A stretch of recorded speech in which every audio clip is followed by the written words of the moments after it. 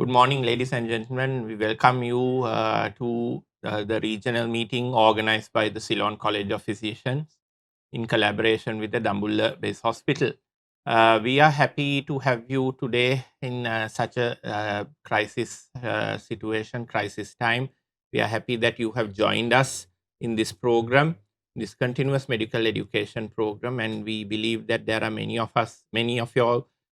you who are behind this screen, maybe in physical distancing in groups, and we thank you for your dedication and commitment. We would like to give some housekeeping notices. There will be 6 presentations, and you can post in your questions via the chat box, which will be entertained at the end, time permitting. And we encourage you and we earnestly plead you to keep your microphones muted at all times, and please do not scribble anything on the screen. Make sure that you maintain Zoom or webinar etiquette at all times. Without much further ado, I would like to welcome the President of the Ceylon College of Physicians, Professor Senaka Rajapaksa, to address you.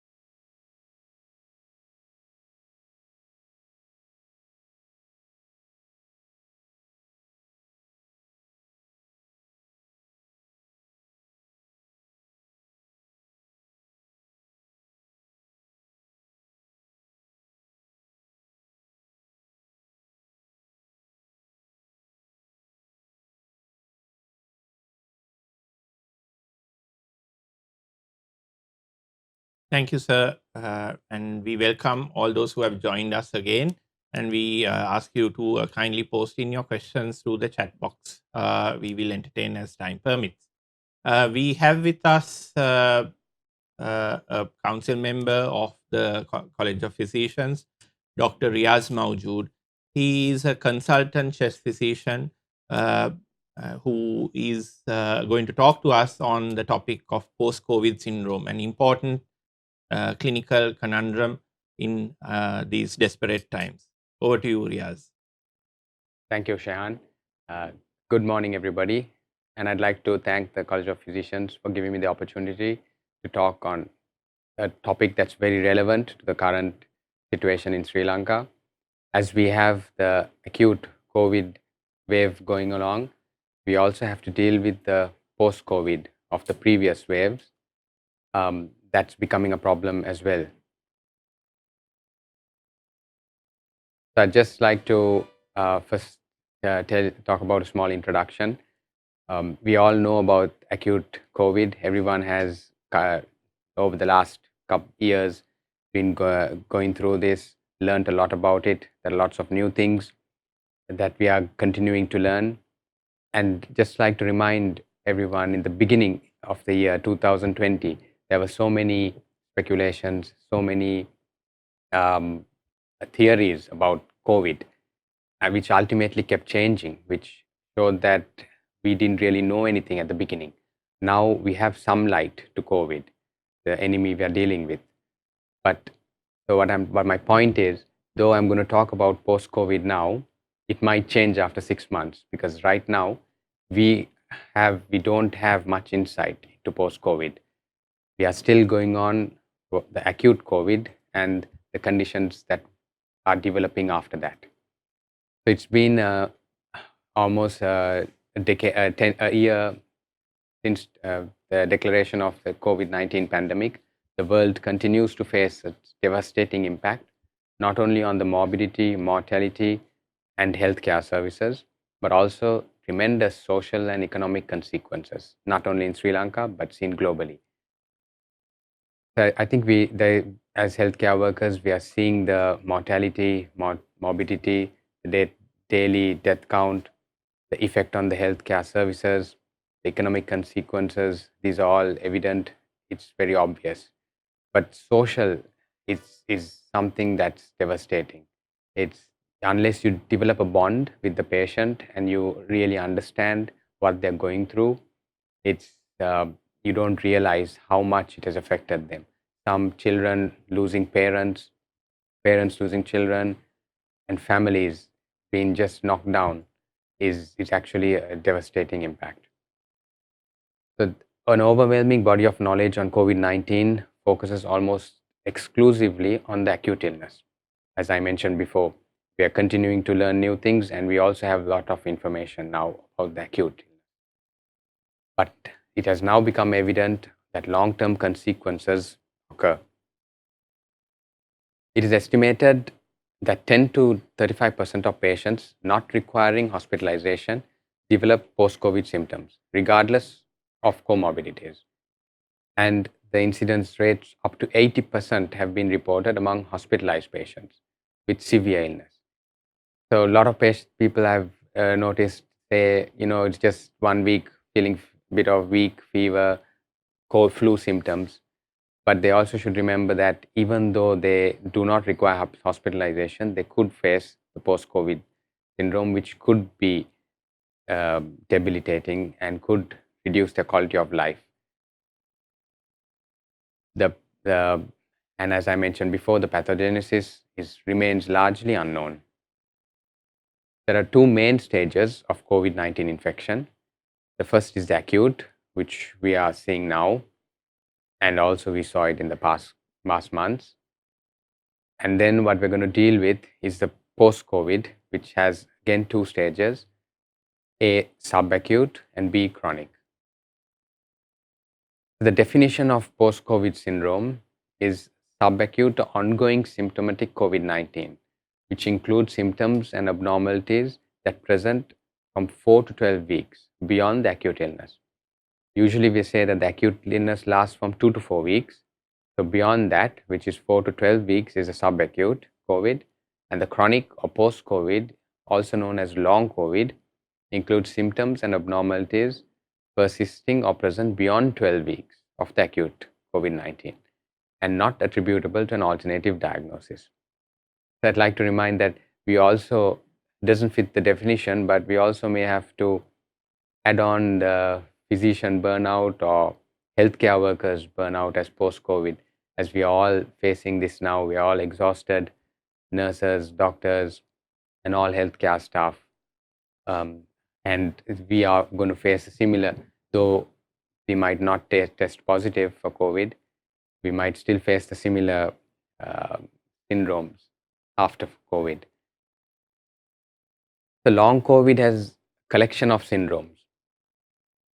which we have known with experience of past illnesses in patients who have had post-viral fatigue, which is known after dengue, after chikungunya. There were a lot of patients who continued to have joint pains, weakness for months after the illness. So we are assuming that even in COVID, they're going to face this kind of symptoms, lasting multi-organ damage, as we have seen with patients with COVID going into sepsis. They all could have multi-organ damage, post-intensive care syndromes like the critical illness neuropathy, myopathies, prolonged intensive care unit stay, post-traumatic stress disorders. This is very important, though we don't realize there could be patients in ICU who've seen the the patient next to them arresting and people performing cardiopulmonary performing CPR on them, which also leads to post-traumatic disorders. I've a patient who said that his father was in the bed beside him and he saw him grasping to death, which causes nightmares. So these also could all lead to the post-COVID and worsening of the medical disorders that the patient has. So who gets long COVID? It's again very difficult to say, but going on previous illnesses and on how they what affected them, they assume that the factors that are associated with a greater risk of suffering from long COVID appear to be increasing age, weight excess, obesity, female gender, asthmatics, multiple symptoms at presentation. So these patients may or may not even have a positive COVID test. Like there are certain people who come with multiple symptoms, and then on deep questioning, they say, yes, the rest of the household was all tested for COVID, and they had a positive COVID test, but the patient had just mild upper respiratory tract symptoms and felt unwell for 1 to 2 days. So he wasn't diagnosed with COVID, but he's continuing to have multiple symptoms after that. So most likely, he also would have been affected with the COVID virus, and though he didn't have a positive test report, his symptoms of post-COVID are continuing. So in summary, just looking at an age of an individual and the number of symptoms experienced in the first week can be a reliable predictor of who might go on to develop long COVID-19. Pathophysiology of post-COVID is largely, as I mentioned, unknown. So I'm just going to give you a quick breakdown on the pathophysiology of COVID-19 acute infection, which we assume could be the reason that's causing the pathophysiology of the post-COVID. I'm sure most of you know this and must have gone through this multiple times, but I'll just do a quick recap. So what happens in acute COVID is the virus enters your body, causes direct viral toxicity, leads to endothelial damage, microvascular injury, and then causes a immune system dysregulation, and this leads to the massive stimulation of a hyperinflammatory state and the hypercoagulability with resultant in situ thrombosis and macrothrombosis. So this in a nutshell is the main pathophysiological response that happens in acute COVID-19. The potential mechanisms contributing to the pathophysiology of post-COVID. The one is the main direct virus-specific pathophysiological changes that occur due to the virus invading the cells, replicating, causing damage, the immunological aberrations and inflammatory damage response to the acute infection. So it's like the talk of the cytokine storm. If you take for an example, when a hurricane hits a country, it causes devastating destruction. Houses, everything is flattened. And then post-COVID is something like this. After all this destruction, the massive inflammatory response that takes place, everything is left damaged, and it takes months to clean things up. This is something that we could have a rough idea of what's going on. Though externally, the body doesn't show it, internally, there's a lot of changes taking place. And then, of course, the expected sequel of post-critical illness. Now, what I have not added here is we still don't know the effects of the vaccination, the effects of the drugs we're using, long-term steroids, the interleukin 6 inhibitors, all these changes that could cause changes in your body may also be reasons for post-COVID. The most common symptoms. The most common symptoms that we see are the musculoskeletal, lung, and CNS. And of these, the CNS is the most troublesome. Musculoskeletal, most common is fatigue. This leads to muscular weakness, joint pain, and the most important is decline in the quality of life. This, though for us as physicians, patients will just complain of pain, weakness. It's a mild symptom, but it's quite grave for the patient because it has reduced the patient's functionality, the patient's expectations grossly, especially at a time where everyone is down with everything else that's going around. Patient wants to come back to lead a normal life, but is unable to bounce back. Then the next most common is the lung, which will cause symptoms like dyspnea, persistent oxygen requirement, persistent cough that could last beyond the acute phase. Then we also have seen the CNS consequences like anxiety, depression, sleep disturbance, post-traumatic stress disorders, as I mentioned before, headaches, and cognitive disturbances. We're also seeing a lot of patients with cardiovascular problems like tachycardia, palpitation, not only during the acute phase, but it also persists, chest pain, thromboembolism, and then chronic kidney disease, as well as hair loss, which we also saw in dengue. Patients with after dengue illness have had months of loss of hair. Similarly, we're seeing it in COVID as well. So just to stress on fatigue, this, though might sound mild to us, it is quite devastating to the patient. 17 to 73% of people experience this, and it could extend beyond 6 months, causing significant disability. Dyspnea with reduced exercise tolerance could lead to about 10 to 40% of hospitalized patients, and 65% of ICU admissions could experience the dyspnea. Chest pain, about 22% would develop chest pain, and this persists for more than 2 months post-discharge. Gastrointestinal symptoms that are rather mild, but in about 30% could be seen beyond discharge. Olfactory and gustatory dysfunction, more common during the acute phase, but in less than 15%, they could last for about 6 months. Cardiac arrhythmias, as I mentioned before, and high blood pressure in about 15%, as well as variations in your blood sugar levels. They might have to be on increased amount of either insulin or oral hypoglycemic medication. One, because of the medication, like the steroids, causing changes in the blood sugar as well. Sleep and mental disorders with anxiety, depression in about 26 to 40% could last for almost 6 months. And then again, the post-traumatic stress disorder, especially after life-threatening illness and ICU admissions. So the causes of fatigue. Now, I'll just go in detail on the 3 main ones, the musculoskeletal, fatigue, lung, and CNS. The fatigue, as I mentioned, may sound mild to us, but it is something that's very concerning to the patient. And there are multiple reasons.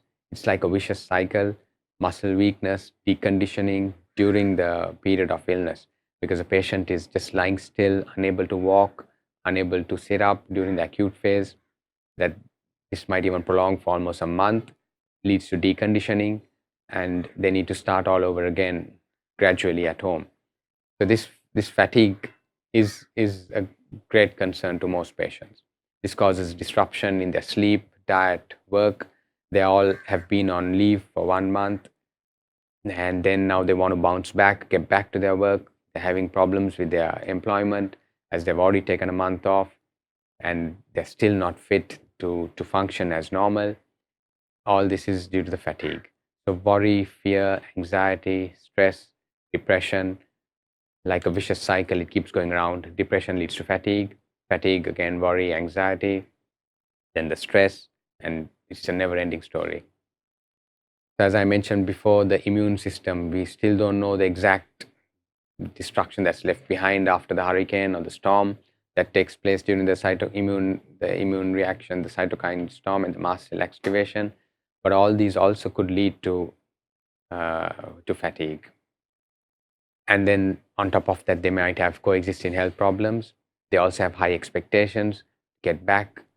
They've had a lot of people are having a hard time, not, as I mentioned, socially as well as due to economical problems. So they have high expectation to get back, but the fatigue is keeping them from achieving their goals and holding them back.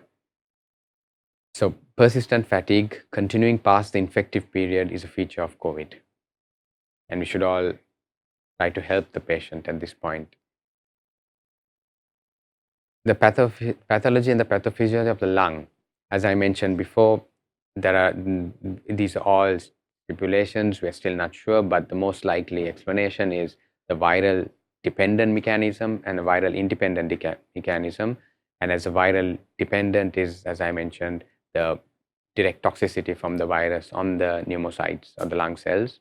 And the viral independent is again the immunological damage, the inflammation, and the breakdown, all the extravasation and the protein leach exudate in the alveolar spaces.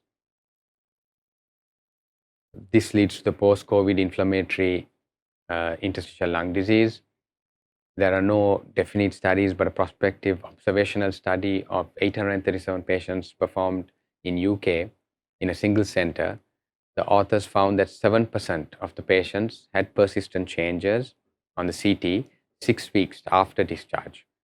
And majority of these had an organizing pneumonia-like pattern with bilateral subpleural ground glass, mid to lower zones distribution associated with subpleural peribronchial linear dense consolidation and traction bronchiectasis were also seen. These are all features of organizing pneumonia, but however, these features were based on patients who have randomized trials in patients who had studies before of organizing pneumonia. So we also should remember that in these patients, no biopsy, lung biopsy were performed. So it's again the studies on clinical diagnosis and CT imaging by multidisciplinary discussion. Although these patients were treated as having organized pneumonia, the underlying pathology is not known, but they did respond. They do seem to respond to the steroids, just like organizing pneumonia. However, without longer follow-up, there is no way to know how many patients with SARS infection develop fibrosing ILD, and whether steroid treatment actually prevents fibrosis in the long term. So we have seen response, reduction in ground glass, reduction in some of the fibrosis as well, but in the future, whether they could reoccur, whether something else would come, is yet to be known. And the reasons causing the post-COVID fibrotic changes still remains unclear. It is possible that another insult during the hospitalization stay, aside from infection, such as ventilator-induced lung injury, hyperoxia, superimposed bacterial pneumonias, also could contribute to this. Because there's a lot of patients on CPAP, high flow, increased oxygen demand for long periods. So we don't know the consequences of these as well. Next is the neurological symptoms. Though these are rare, they are quite difficult to diagnose, and they're quite troublesome as well. They usually they're noted to have late onset Guillain-Barré syndrome, opsoclonus myoclonus, acute transverse myelitis. We saw one patient with transverse myelitis. Then CVAs, ischemic strokes, hemorrhagic strokes. These all could be due to anticoagulation as well. Cerebral vasculitis, hemorrhage was also seen, hearing loss, and of course depression. They've also known to have hematological sequelae. In a retrospective data on post-acute thrombotic events, although limited by sample size, the variability and outcome ascertainment and inadequate systemic follow-up, with all this, they suggest that venous thromboembolism in post-COVID is about less than 5%. We also know that during the acute COVID, there could be a lot of thrombotic events, but it's not as much that we see post-COVID. So there are many patients who are sent home with anticoagulation, but I've also seen so many patients with severe illness without anticoagulation, but not developing venous thromboembolic events. So, but also at the same time, we have seen a few. So the percentage is small, but who really needs anticoagulation, who doesn't, is still debatable. A single center report of 163 patients in United States without post-discharge thromboprophylaxis suggested a 2.5 cumulative incidence of thrombosis at 30 days following discharge. This included segmental pulmonary emboli, intracardiac thrombus, arteriovenous fistulas, thrombosis of fistulas, and ischemic strokes. The median duration to the event was 23 days post-discharge. Something that we're all talking about now, which is new, and we have seen a couple of cases in Sri Lanka, is the multisystem inflammatory syndrome in children.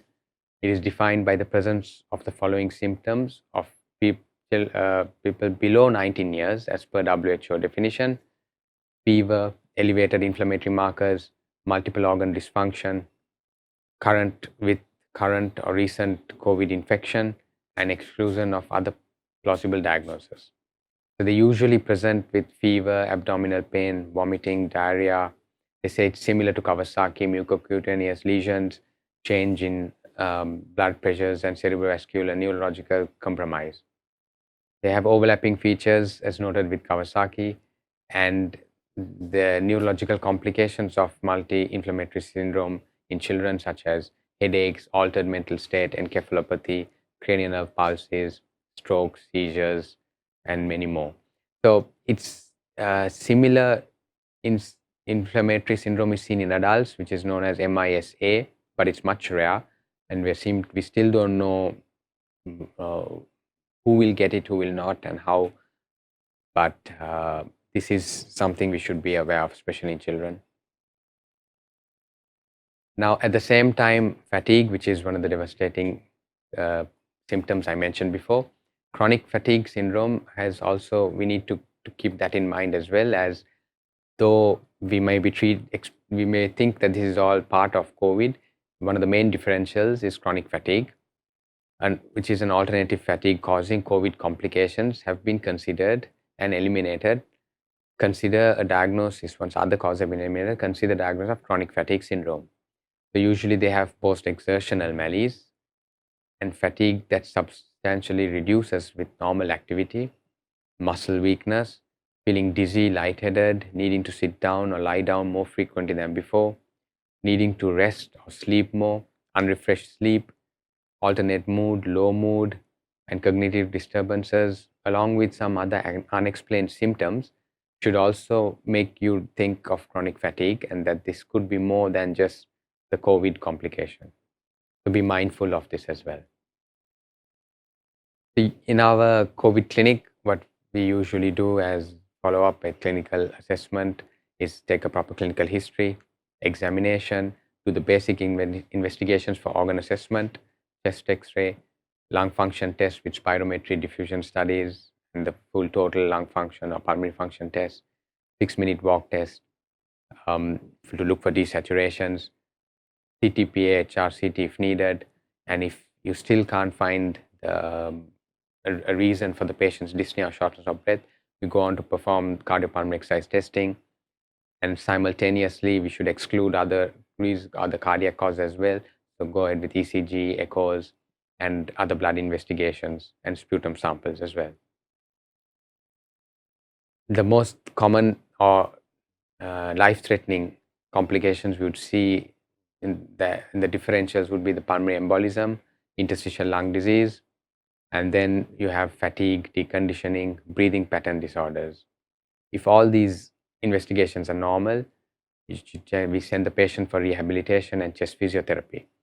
As I mentioned before, there's a lot of psychological, a lot of changes that's taking place, that we also need multidisciplinary approach towards the patients and improve our services on pain management, fatigue, clinics, psychology, cardiology, and all other subspecialties have a lot of role to play, have a big role to play in this post-COVID syndrome. A recent prospective study from United Kingdom showed evidence of on the physiological basis of post-COVID with measurable organ impairment.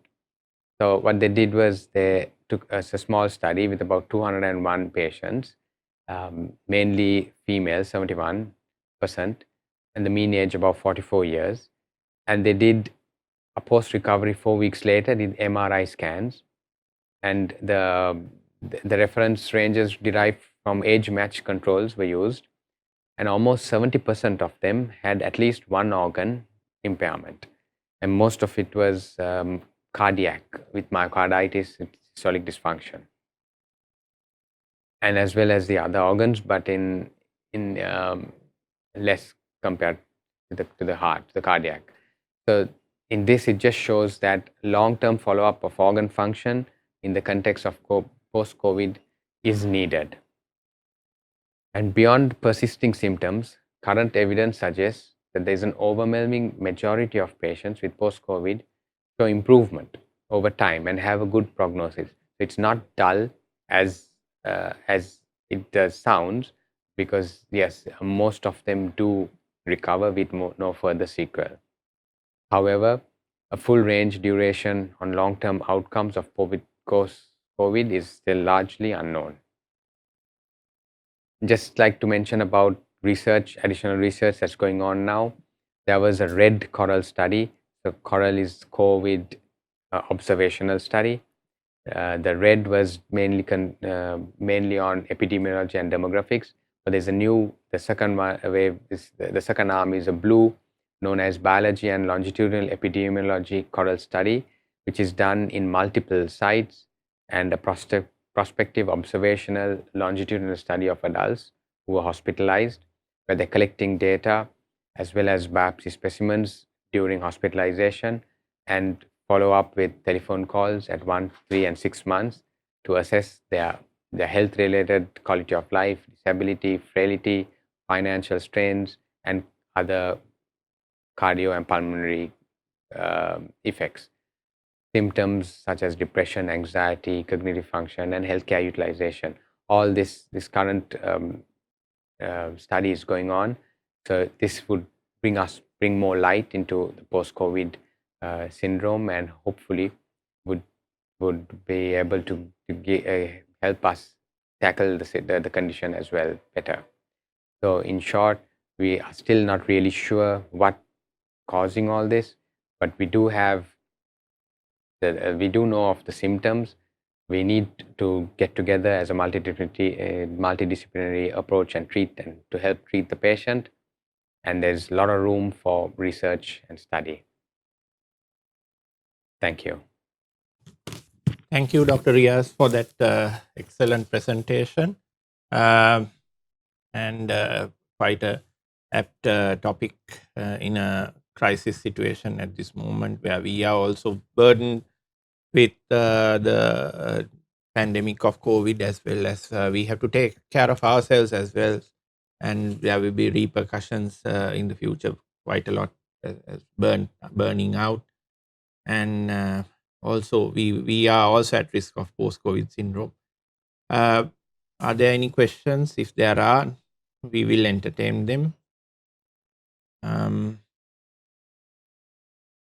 Okay, we do not have any questions. Thank Dr. Maujood for this time that he has spent with us and for enlightening us.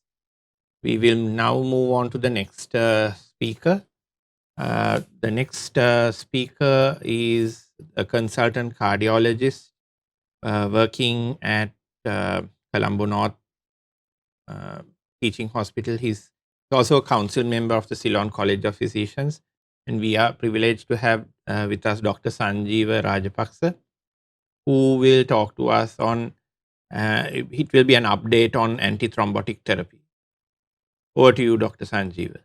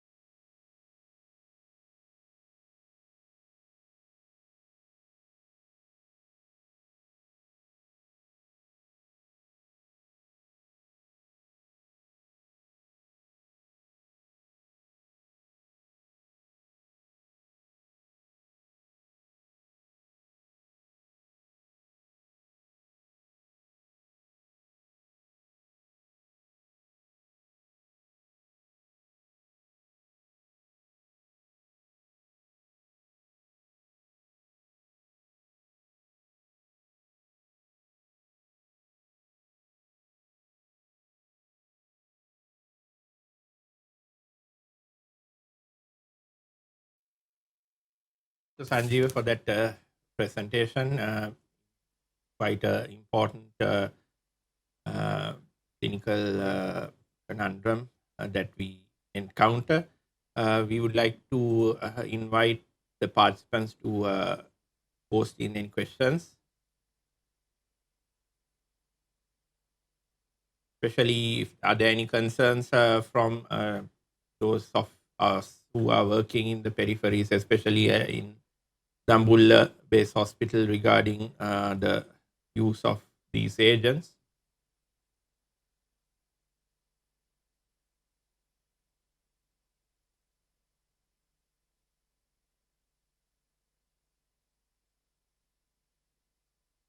There are no questions. We will proceed because we are running a little bit of a bit late. Thank you again, Dr. Rajapaksa, for being with us, and we extend our thanks on behalf of the President and the Ceylon College of Physicians. So we move on to the next talk, which will be done by Dr. Truly, and this will be a talk based on this discipline called geriatrics. We'll be talking about frailty, sarcopenia in silver age. Okay. So you have this picture with you. So you see that there are three persons there. And what do you see? You see that there are three different individuals who are in three different age groups. You get on your left side the queen, who is the oldest living monarch in the world, who is 96 years of age and quite good in her faculties, both physical as well as mental. And on your extreme right, you see Stephen Hawking, who passed away about 3 years back, who had a terminal illness called motor neuron disease, which made him bedbound, made him bound to a wheelchair at the age of 30s. But you see that he was more. You will see that he was physically restrained compared to the queen. And below you see an individual. If I ask you to guess his age, you would believe that this is a 13-year-old kid, and this is a 13-year-old kid who has got this entity called progeria. If you have seen a movie called Pa, the Hindi movie where Amitabh Bachchan acted, you would know about this condition. You see that age is not a number; it's the quality of aging that is important. Person who may have a higher number, higher quantitative value, may have a higher degree of qualitative aspect, or it may be vice versa. So when you talk about aging, you have two concepts. You have the chronological age and the biological age. Chronological age is something that we can actually hide. We may not even reveal it to anybody else, and we may say, okay, I am 30, I am 20. Even a 60-year-old person may say I'm 40. But it's the biological age that cannot be concealed.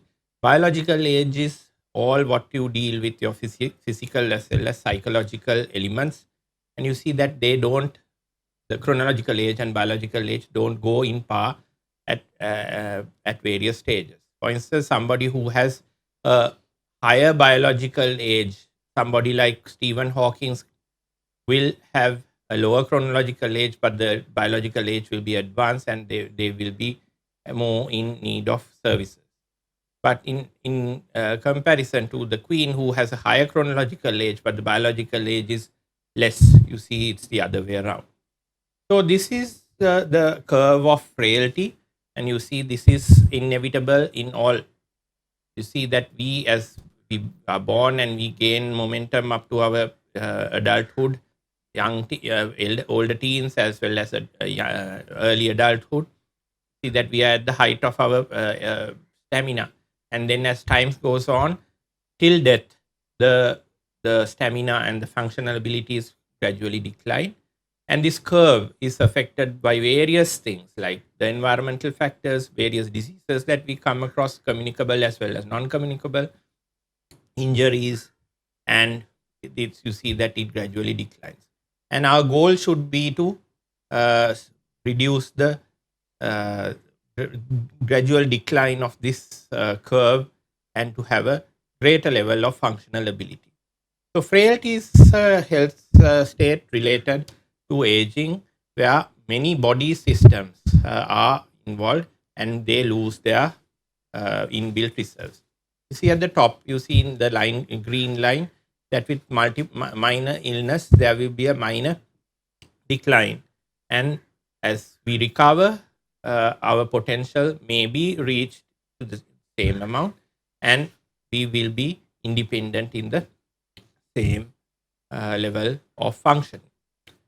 Whereas somebody who is more frail may be less independent in the baseline, but with a even with a minor illness like a urinary tract infection, the functional ability will markedly depreciate, and then it will take a longer time to reach the same potential as before the illness, as well as even though the patient recovers completely, the functional ability may not improve.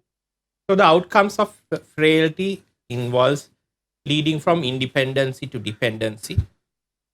A much agile and mobile person may become immobile. Patients may be having postural instability and may lead into recurrent falls. And the level of cognition, the ability to make decisions and to uh, have have a full higher level functioning of the higher cognitive functions will be less, and they will be they can lead into delirium.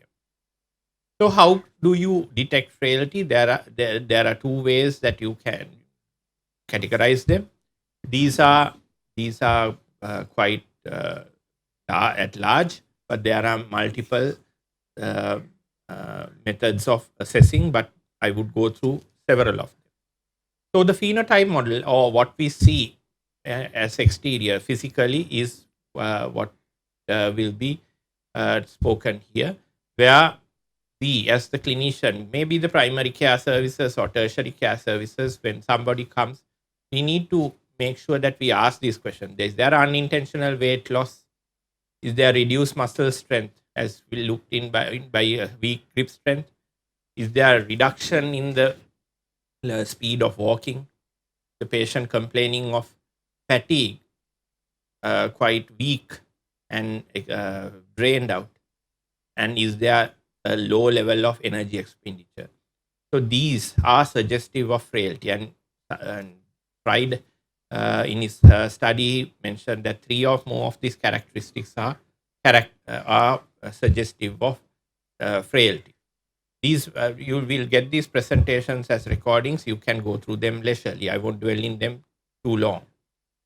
The cumulative deficit model is another way of telling where there are multiple disease entities that come into play, as let's say diabetes along with hypertension may have a certain level of frailty, but let's say diabetes, hypertension along with Alzheimer's dementia, that will have a greater level of so as you acquire more and more comorbidities, the concept of multimorbidity, you see that the level of frailty increases. And there are 99 out of these. These are some of the important ones that you need to be make sure that you know them. And you calculate a thing called a frailty index, where you take the number of deficits that are there in an individual divided by the number of deficits that you would have asked, and then you get a score. And with this score, you tend to follow up the patient and find out whether there is increased frailty as time goes on. So, in a clinical setting or in our OPD setting, it's easy for us to do this by using the Prisma 7 questions, which I will talk next. We can see about the walking speed, measure it 0.8 meters per second. The time up and go test, I will talk about that. Then about self-reporting of health and the routine assessment. The Prisma 7 questionnaire is a statement of 7 questionnaires where the patients are asked objectively. So, whether there is advanced age more than 85 years, whether it's a male, whether there are any general health conditions that limit their activities, which the patient wouldn't have had any limitation before, whether whether the patient needs someone regularly to help him out, whether there are any health problems that causes the person to stay at home, and whether there is always a person who is always required when necessary, and whether the patient uses a walking aid like a stick walker or a wheelchair. So a score of 3 or more is suggestive of frailty. So this is a picture that I always use in my patients, and I tend to look at it in my perspective, in the way that I look upon my relations and friends.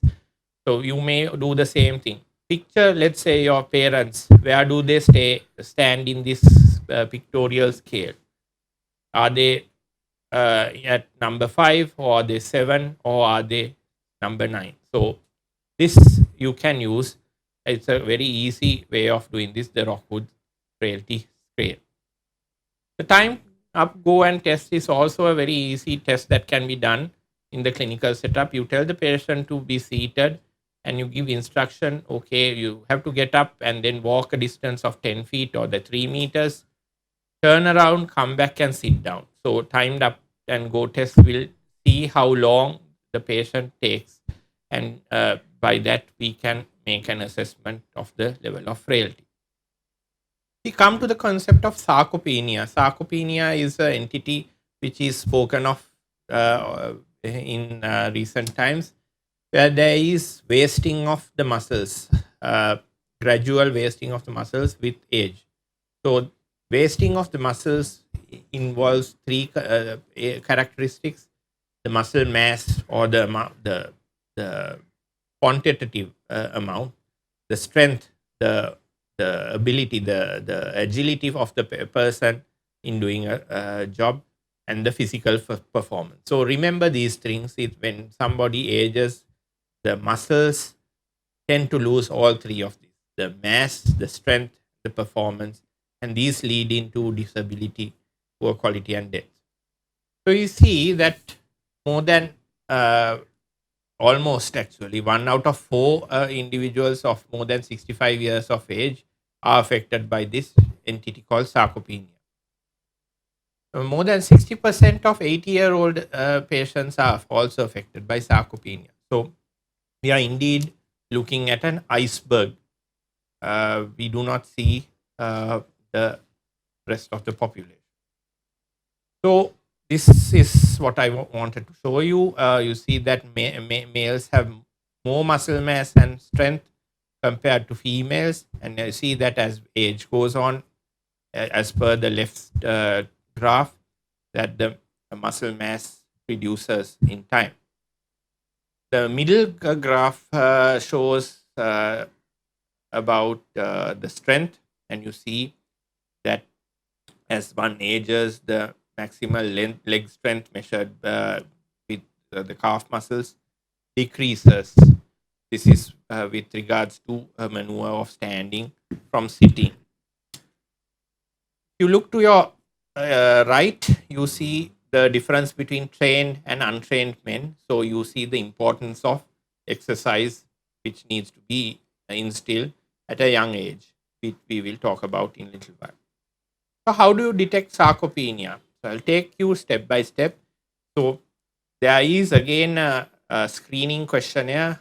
I won't dwell too much on this, but you can look at this video later on and take it into your practice, where you deal with this SARC-F, which is a mnemonic for strength, assistance in walking, rising from a chair, climbing stairs, and about falls.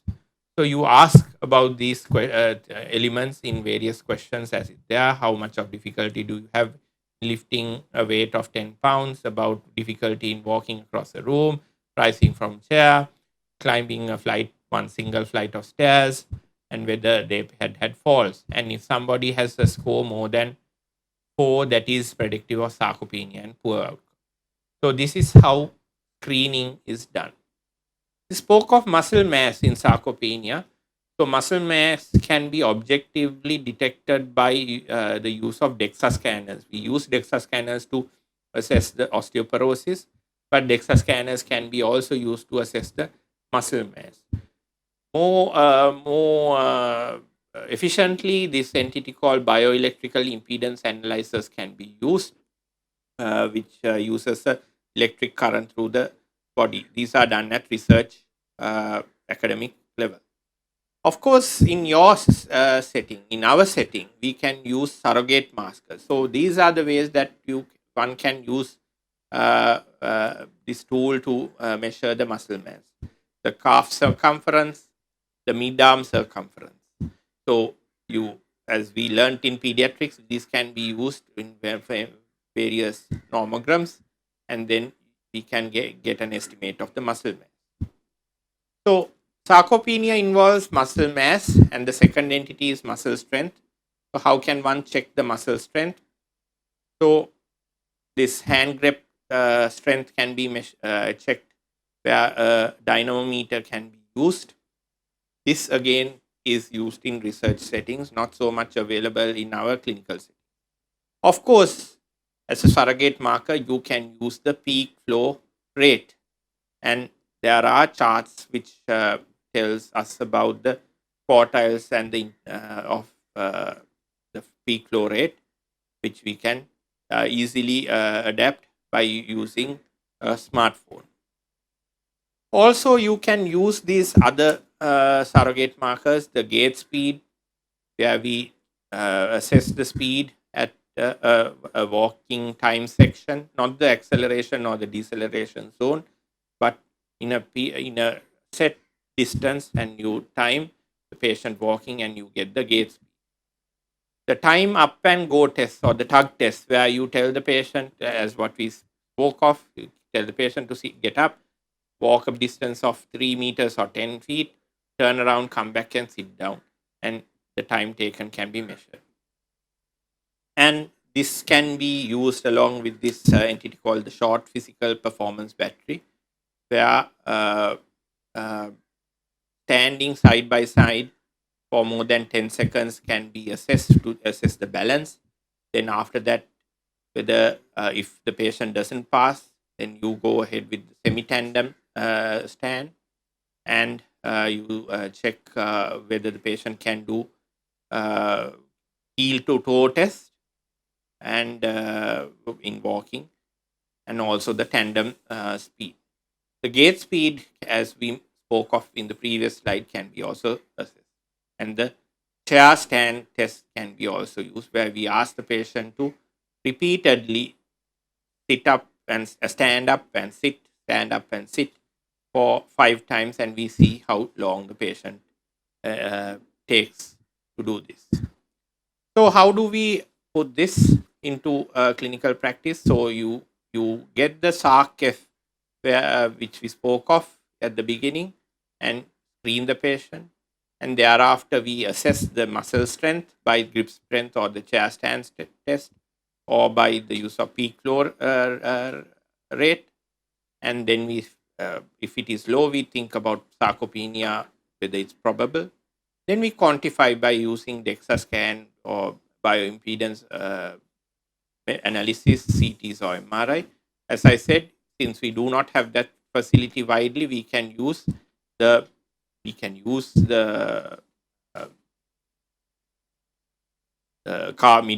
mid-arm circumference or the mid-calf circumference, and then sarcopenia can be confirmed and assessed. So, what are the differential diagnoses of sarcopenia? You get malnutrition, where there is reduction of weight as well as the lean fat mass as well as the fat. This is because of protein energy deficiency, or usually because of some illness that is going on. Or is it because of cachexia, where there is an inflammation due to some underlying illness, where both fat and lean mass both can be reduced. Of course, in sarcopenia, it's only the loss of muscle mass that can be seen. All these three entities can overlap each other, and they can be a clinical conundrum. There is a concept called inflammaging. As we age, there is a huge release of inflammatory agents, cytokines, which which drives this process of sarcopenia into action. So it is essential that we exclude or we find out whether there is cachexia underlying along sarcopenia. So if I may go through, how do we differentiate cachexia from sarcopenia? In both, there is muscle protein synthesis, but in cachexia, there is wider or increased protein degradation. Both will have low strength and function of the muscles, but in cachexia, there is reduction of fat mass compared to sarcopenia, where there is increase of fat deposition. So, sarcopenia, there is more production of fat and reduction of body lean mass. The basal metabolic rate and the inflammation, they are greatly increased in cachexia, which is driven by inflammation. And this is how we differentiate uh, uh, in pathophysiological point of view. So you see a picture on the top where you have three obese individuals with three different lean masses. The red is the lean mass. You see that they all have the same BMI, but there are various levels of sarcopenia. The first one with more yellow is sarcopenic obesity, where there is more fat and less lean. Of course, with different BMIs, the lean body mass can be the same as seen in the picture B. So, do not be fooled by only the BMI. BMI is not not a very efficient way of detecting the nutritional status or the physical status of an individual, especially as one age. So, along with sarcopenia, there is an entity called osteosarcopenia, where there is added osteoporosis along with sarcopenia. So, sarcopenia deals with age-related muscle loss. Osteoporosis relates age-related bone mass quality and strength. So, always it's essential that we exclude or find the presence of each other in this entity. Secondary causes of sarcopenia is discussed. So we need to exclude the presence of any kind of inflammation, any organ dysfunction, inflammatory diseases, malignancies, endocrinological diseases. We need to exclude whether the patient is not in a sedentary lifestyle, bedbound, and whether deconditioned. For every day of being bedbound in a critical illness, there is 1% loss of muscle mass in an older adult. So as we do not engage in any kind of exercise, you see, especially in critical illness, there is decondition. So it's essential that physiotherapy goes on in critical illness or while in hospitals. Concept called hospitals in gyms in hospitals come in. So how do we manage the important things? So essentials about exercise, nutrition, and drugs and cognitive. So as you know, exercise comes in two different types. The resistance exercise, which is like weightlifting, stretching, where there is increase of functioning mitochondria and therefore the quality of the muscles are improved.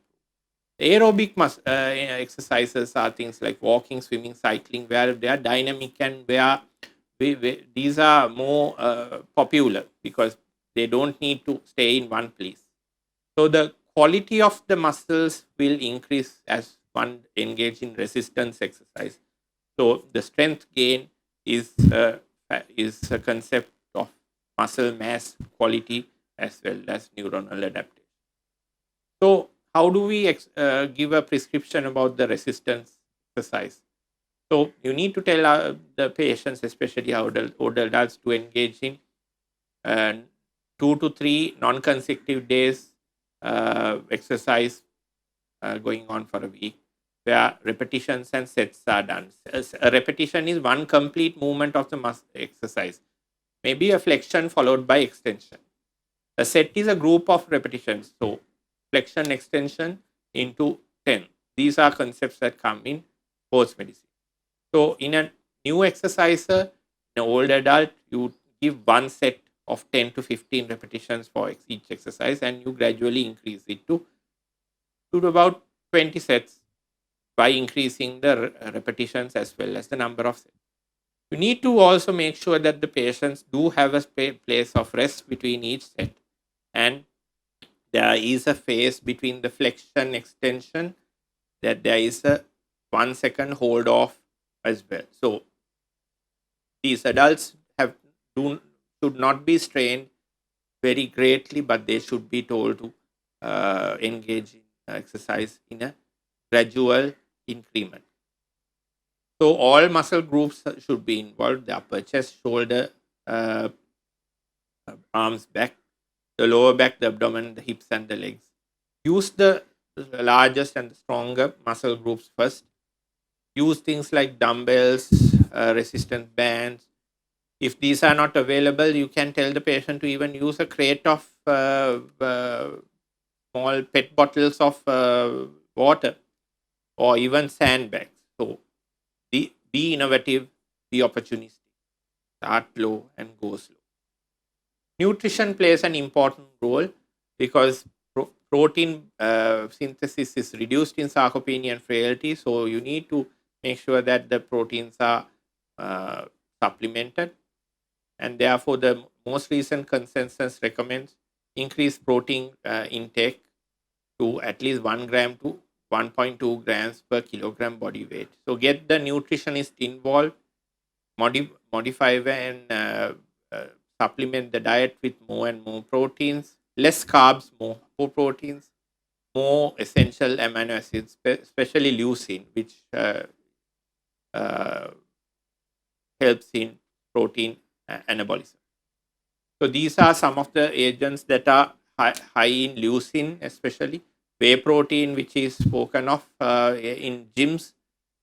So whey protein can be given in cachectic individuals, cachectic older adults, because whey has a lot of the casein containing proteins out of the milk. Soya beans, then red meat, chicken, lentils, our dal, chickpeas, and milk, etc. can be. So diet and exercise are they always go hand in hand. So long-term effects of combined exercise and training and high protein are uncertain, but they are looks promising. So there is a study called the Sprint trial, which is completing soon, and we hope that there will be good results. Pharmacological treatment, a lot of people do ask whether they can use pop in a pill, maybe a vitamin or so, and whether they can increase their appetite or their muscle mass. Very few studies have identified which can be generalized to the greater population in older adults. So these are some of the agents that are speculated: testosterone, estrogens, growth hormones, ACE inhibitors, creatine as what is used in again in muscle building, muscle bodybuilding, cytokine inhibitors, myostatin, and activin. Of course, these are all they all come with a price as in financial price as in serious adverse effects. Miscellaneous agents, these are things that are speculated. Agents such as appetite modulating hormones, as well as starvation hormones, the leptin and ghrelin. These are these will come into the academic scenario, but there is no sort of consensus about using. There another $1 million question about exercise pills. So exercise without exercise, just by popping a pill. So this is the future, but uh, not commendable though it may be, right? So there is some scientific studies going on regarding this. Vitamin D is essential in reducing risk of hip fractures in the community dwelling adults as well as nursing home adults, and there is some scope that it increases the muscle strength, because there's uh, knowledge that vitamin D deficiency involves muscle atrophy, predominantly the type 2 fibers. So supplementing vitamin D to improve the muscle mass and function, there is a growing body of literature, but still it's not class A level. Omega 3 fatty acids are also in the scenario where thoughts are that there is anti-inflammatory action of the omega 3 fatty acids, just like in cardiovascular benefit. But again, these are still at research levels and they cannot be generalized to the greater public. It is essential that curative as well as preventative healthcare goes in hand with nursing and therapy. So we need to be more sensitive, more concerned about our older adults. Look at the decline in function and strength. Look at those pictorial methods that I used, the frailty assessment, sarcopenia assessment. Check on the activities of daily living, the instrumental activities of daily living, false risk, etc. Look at their gait, their transference, as in moving from chair to bed to chair, bed to standing up, etc. And about how the balance is maintained, the coordination. Look at multimorbidity. As I said, frailty with multimorbidity, it increases, right? And also the concept of rational polypharmacy. So you need to ensure that patients are engaged in activity without strain, and strength is trained, improved by doing simple exercises that I mentioned. Encourage mobility. Very difficult to do these days with our pandemic, but it's essential that patients are told to be active in a responsible way, and the concept of good nutrition. So I started off with something like this graph, this curve, uh, and we see that it is essential that at adult life, in our life, that we maintain this peak and reduce this gradual decline into being a steep decline that you see at the bottom. And this is by improving the quality of life by engaging in more exercise, good nutrition, as well as having a good mind. Mens sana in corpore sano, a sound body and a sound mind. So the best time to plant a tree was 20 years ago, but the second best time is now. And this is the time that we need to act on our own adults, own older adults, our loved ones, and also our own self. Thank you. We'll entertain them. Otherwise, we will move on to the next session as we are running a little bit late. Questions? Okay, we move on to the next session. We have with us Dr. Lalit Rasnayaka, who is the consultant, who is a consultant physician at the Dambulla Base Hospital, and we are privileged to have him with us, and he will be talking to us on pyrexia of unknown origin. Over to you, Dr. Rasnayaka. Thank you. Thank you for the kind words of introduction. Can you hear me? You can. Yes. Thank you for the kind words of introduction. So I'll be talking about one of the most common clinical encounter we experience in day-to-day our practice. So that is the clinical syndrome of the evaluation of clinical syndrome of pyrexia of unknown origin. So my talk will goes on with this the subheadings like briefly about the pathophysiology of fever, introduction to this syndrome, and how to approach a patient with PUO and commonest etiologies and management. So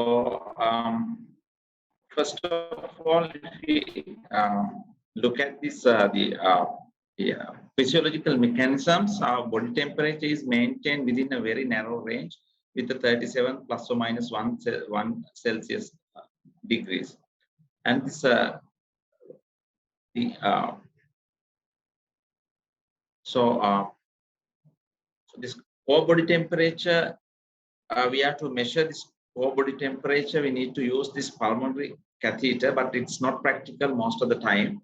So therefore, we can use the other means of taking the temperature by means of bladder thermometer, esophageal probe, rectal probe, or the tympanic membrane. But most of the time we use the other thermometers which are less sensitive to take the core temperature.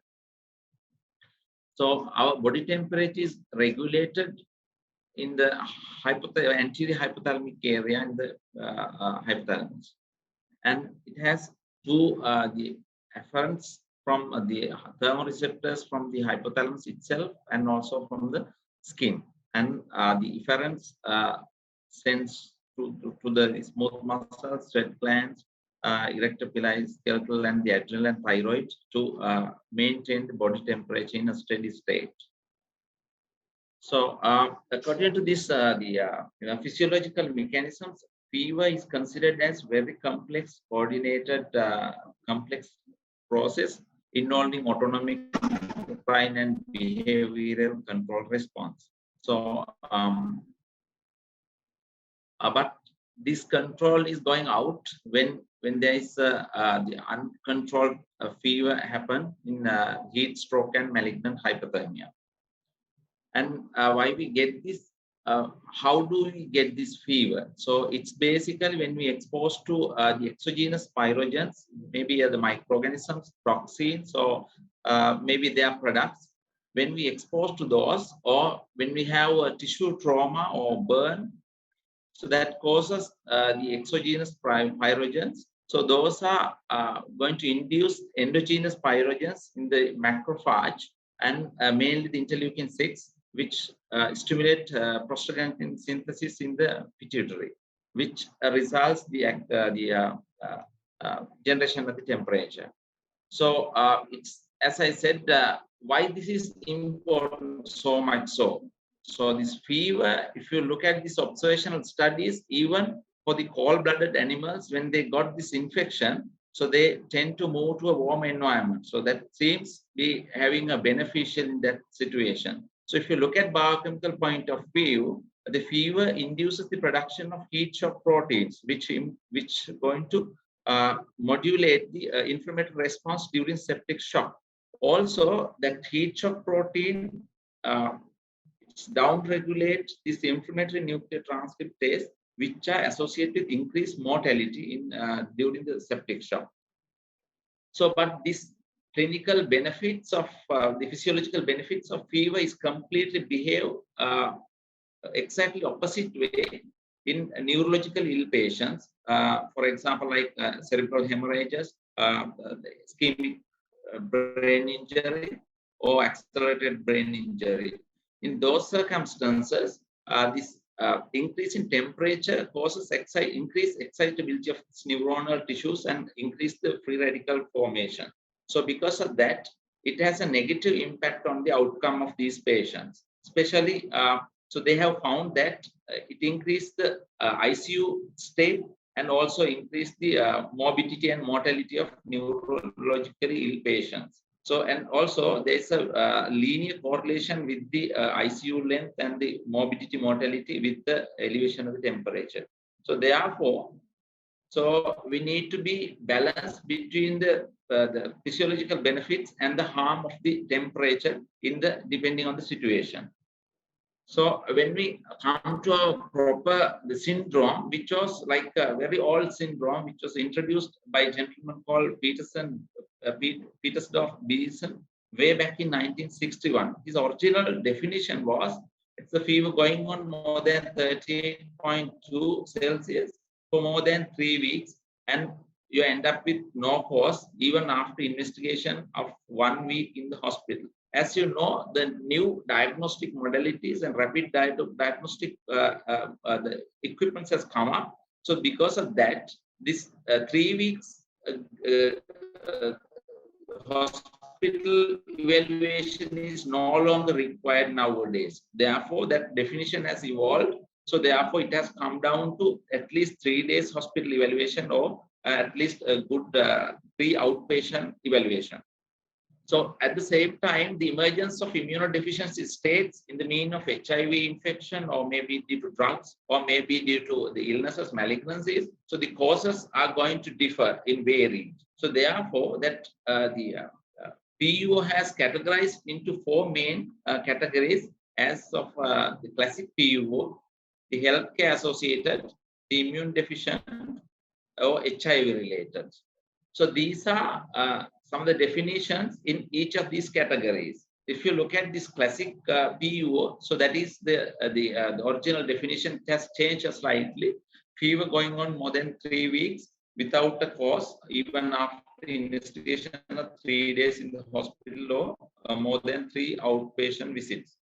So healthcare associated PUO means having a fever more than 3 days in acutely ill patients in the hospital setting without cause after proper evaluation.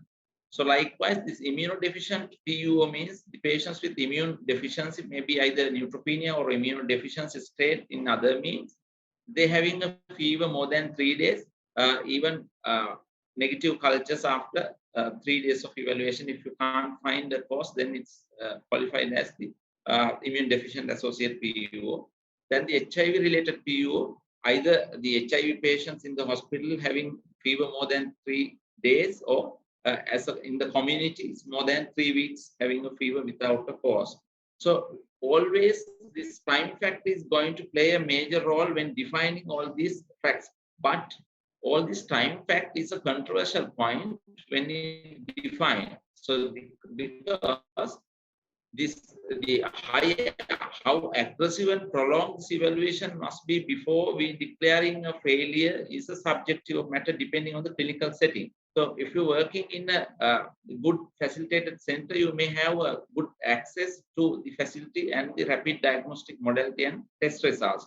In that case, maybe you get to know the diagnosis or find the cause even before these 3 days. But if you're working in a remote area or resource poor setting, it might take an extra additional time to come up to this the finding of these etiologies.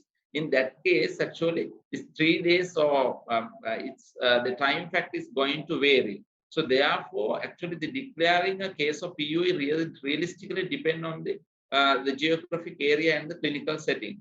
So because of that, most clinicians define PUO as like persisting conundrum with few or no objective clues. So if you look at the common causes of PUO, that again depending on the geographic location and the patient's age, patient's general condition, other comorbid illness. But in various studies have come up with the different percentages of causes, but as a whole, so this is what the consensus of many of these clinical bodies. So it's majority still is the infection, it's mainly about 40%. And the malignancies take up about 25% of cases. And autoimmune diseases take about 15%.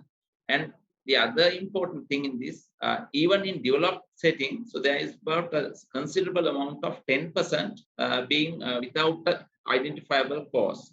So if you look at according to the age and the other comorbid illnesses, when it comes to children and HIV positive patients or immunodeficient status, it is the infection takes up the majority causes of the PUO. But when it comes to the elderly, it's the other way around. The infection is less compared to the malignancy and autoimmune diseases were common.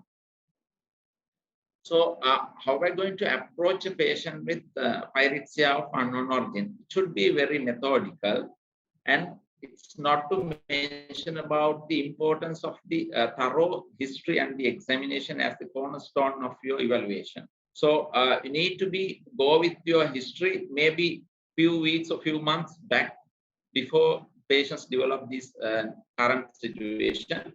And also you need to uh, uh, pay attention about the fever patterns and patients' general ill health during current episodes and even in between episodes. So if we talk about these fever patterns, some of these experts do not believe that the fever patterns will correlate with the etiology.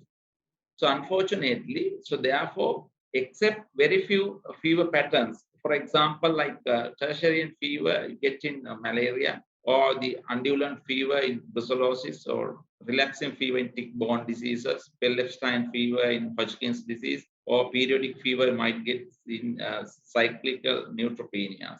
So except very few these exemptions, so most of the time, this fever pattern do not well correlate with the etiology. So then your history again, you need to pay about full past medical and surgical history, and you need to pay attention about all the medications patient taking, including the prescribed medications, the alternatives, herbals, traditionals, or whatever the medications and recreational agents they're using. And also I need to pay attention about the travel history and occupational, environmental, and sexual exposure. So also it's important. Therefore, in your evaluation, it's very important to revisit the history and the examination in regular intervals until you find the potential diagnostic clue. So when you the history and the evaluation, if you see one of these red flag symptoms, you have to be very cautious. Maybe you are dealing with a sinister problem. For example, the weight loss, the increased lethargy, drenching night sweats, inability to perform daily activities, or changes the symptomatology, physical or the signs or the symptoms. If you encounter one of those, you need to be very vigilant. Maybe you are dealing with the sinister issue. So we'll move on to the physical examination. It has to be a comprehensive examination like in history. So it has to be top to toe examination. And the first clinical encounter should be like ABC approach to see whether patient is in septic situation. So if it's sepsis, the management will be completely different.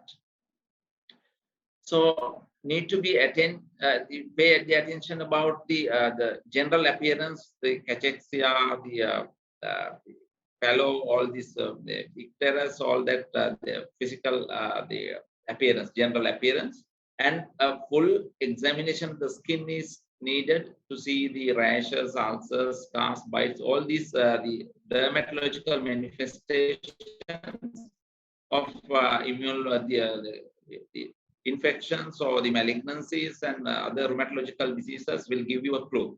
And also need to be inspect the perineum and feet, particularly in immunodeficient status on diabetes, because they're more prone to develop infections on those areas. And you need to look for the entire body, especially the bones, joints, the prosthesis, or the temporal arteries, for possible the organomegaly or tenderness, because that might be the potential site for the infection. And you need to pay look for other the regional or the systemic lymphadenopathy. So I need to look at the potential infection sites in the form of any pacemakers or prosthetic joints, vascular lines, shunts, grafts. Nowadays, patients are having most of these prosthesis maybe. So therefore, you need to look at all these points to find the potential sites. So auscultation is important to see new onset or change in murmurs in terms of having cardiac lesions or myxomas. And you need to complete your examination with fundoscopy and rectal and vaginal examination. So we'll move on to investigations. So when we are going to investigate the patient with PUO, it has to be very methodical and it has to be based on your clinical findings, depending on the history and examination findings. The investigations has to be proceed with two-stage manner. So in first stage, you go with your baseline set of investigations. Depending on their results, you plan your next set of investigations in the second line. So always try to use case-specific investigation plan rather than a blanket setting of investigations for all possible cases without blanket investigations. It has to be a case specific. So when it comes to baseline investigations, different the experts having a different view as to what kind of investigation should include in the baseline investigations. But majority, I agreed upon this set of list of investigations as a basic set of investigations need to be done each and every patient for evaluation of their pyrexia of unknown origin. So those are the full counts with the differentials and at least 2 blood cultures, urine culture, the inflammatory markers, renal and liver profile, clotting screening, HIV test, and the tuberculin and the MAN2 test or the gamma interferon assay, and should include chest X-ray and ultrasound abdomen to find any occult abscesses or lymphadenopathy. So depending on the first line set of investigations, you need to plan your second line investigations, which include the microbiological tests, serological test, immunological test, imaging, endoscopies, and biopsies. So when you performing these second line investigations, you need to be aware about the possibility of the pre-test probability. So you need to perform the test which having a high level of pre-test probability. So when it comes to the PET scans, if you are suspecting the metabolically active foci of infection or inflammation, so then the PET-CT is going to play a sort of a major role in that situation, especially if you are not having any symptoms or signs to find any clue. So these are a detailed list of investigations which you might do in second line of investigations, which include all these the microbiological, serological, immunological, and genetical and imaging tests, and all this autoimmune profile and the other the tumor markers. So I'm not going to list out all these. I might go through with this list later on.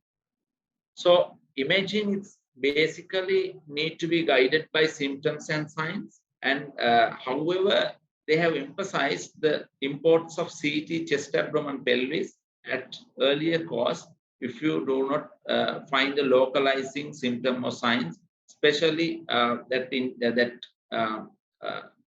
give us the information about the occult abscesses or organomegaly, adenopathy, or other malignant process going on. So when you talk about the imaging, the MRI would be more better option rather CT in cases of the neurological system to find the cause of PUO. And we'll briefly talk about this the radio-labeled granulocyte scans.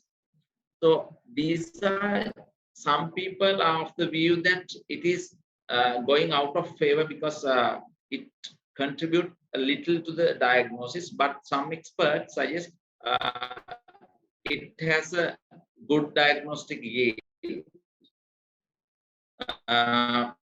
That's again controversial. The routine usage of the radio-labeled setting, we are not being able to access frequently for this kind of radio-labeled scanning. So instead those, I think the biopsy would be, though it's invasive, it would be more advantageous and having the having a high pretest probability, and also it gives a more strong evidence of the illnesses rather than the other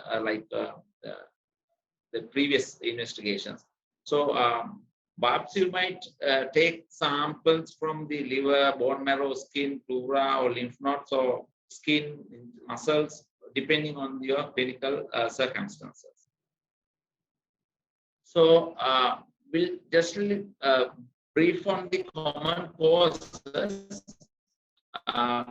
So out of all these causes, like if we talk about immunocompetent individuals, majority of them having the causes.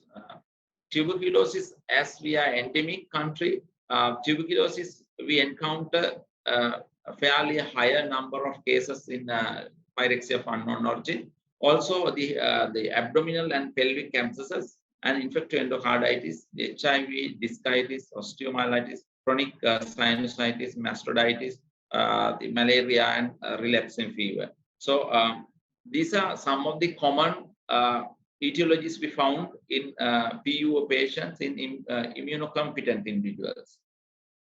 In all these settings, the microbiological diagnosis should be attempted before we starting the proper treatment. So in the settings of clinical signs and symptoms of endocarditis, if the blood cultures are negative, you need to look for the other the fastidious organisms by means of extending cultures and serological markers.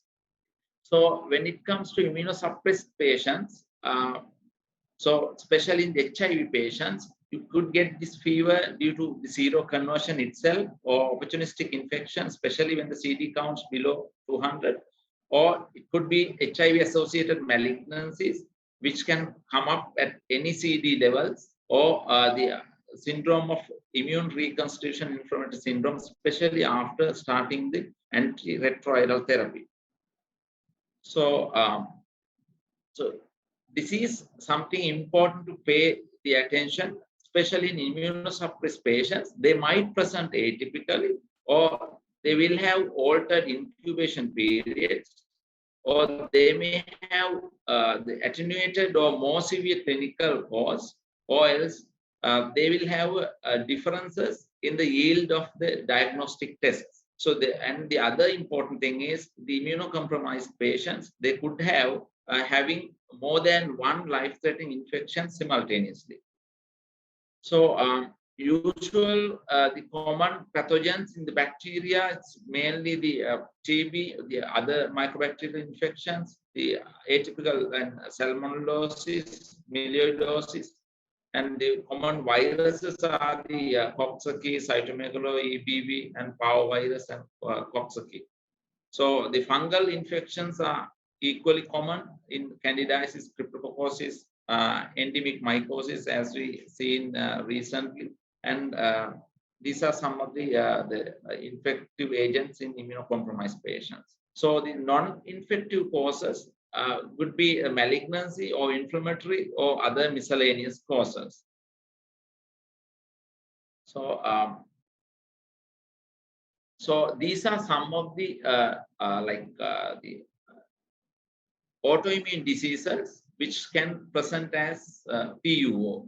So this is, if you look at this list, virtually any rheumatological and vasculitic process can give rise to this PUO. So therefore, you need to be focus your attention with regard to these illnesses as of finding a cause. And when it comes to solid malignancies, it's mainly myxomas, colonic cancer, hepatic adenomas, and pancreatic and renal cell tumors can cause the PUO. So virtually any hematological malignancies can cause PUO, and especially as a miscellaneous cause, it's important to look at the drug fever.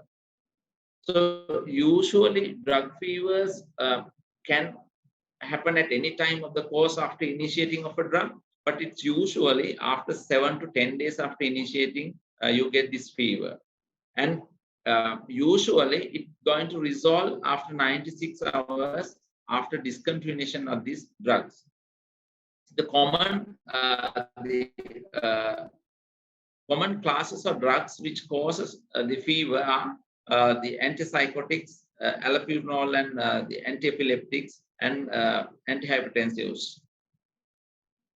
So the management-wise, it has to be supportive until you find the cause, and therapeutic trials of antimicrobials and steroids are not recommended routinely unless you find the real the indication. So these are some of the good practice points to manage a patient with pyrexia of unknown origin. So you have to be thorough with your history examination and the baseline investigations. And you need to revisit your patient's history and examination in regular intervals to identify the potential diagnostic clue. So consider non-infectious cause of fever earlier in the journey, and all the patients need to have the HIV test and need to exclude malaria. And positive tuberculin or the gamma interferon assay is not diagnostic, need to be confirmed with the bacteriological means. And do not start empirical antimicrobial or steroid trials, and be cautious with the interpretation of some serological tests, as some of these tests having a high false positive and false negative results. And so need to perform PET-CT, consider PET-CT scanning, especially if you don't have a potential diagnostic clues earlier in the course of the patient's journey. And other important thing is they ensure that the patient is aware of strong possibility that no diagnosis being present at the end of the evaluation. So it is the case in many centers, even including well-established developed centers. It's more than 10, 30 times, more than 10, 15, sometimes research says it's about 30, 50% of cases. So they end up with no cause being found. So,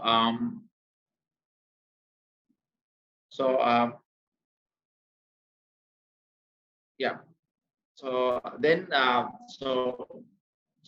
these are take-home messages. So you need to consider possible etiologies in 4 main broad categories. So like infective, inflammatory, neoplastic, and miscellaneous. Investigation should be undertaken based on most likely cause, not as a blanket investigations. So empirical antimicrobial or the steroid trial are recommended only on these 3 occasions. The first one is antituberculous therapy if you suspected miliary TB or CNS TB.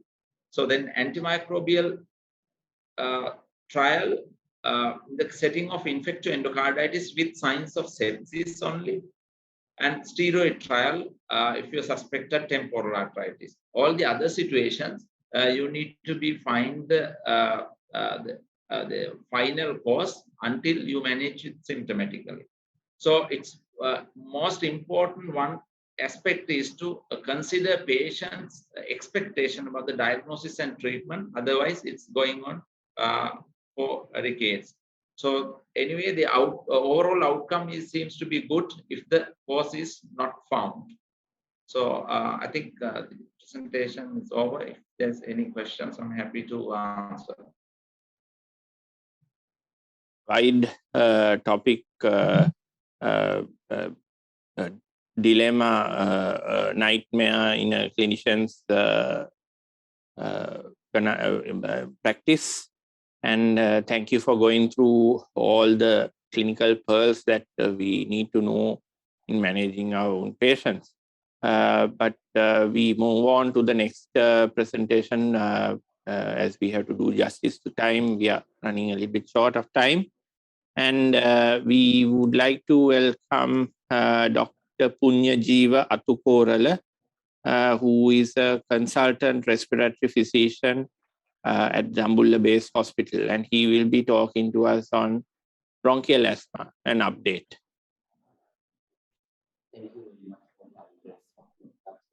Thank you very much for kind words of introduction. Today I am going to talk about this update on management of bronchial asthma, which is based on GINA guideline. GINA is Global Initiatives for Bronchial Asthma, which was published 2021 June.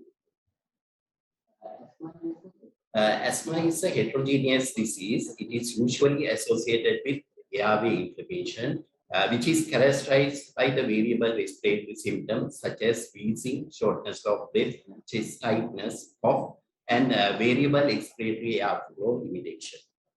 We'll see why this asthma is so important. Asthma is one of the most common chronic non-communicable disease affecting over 260 million people globally in 2019.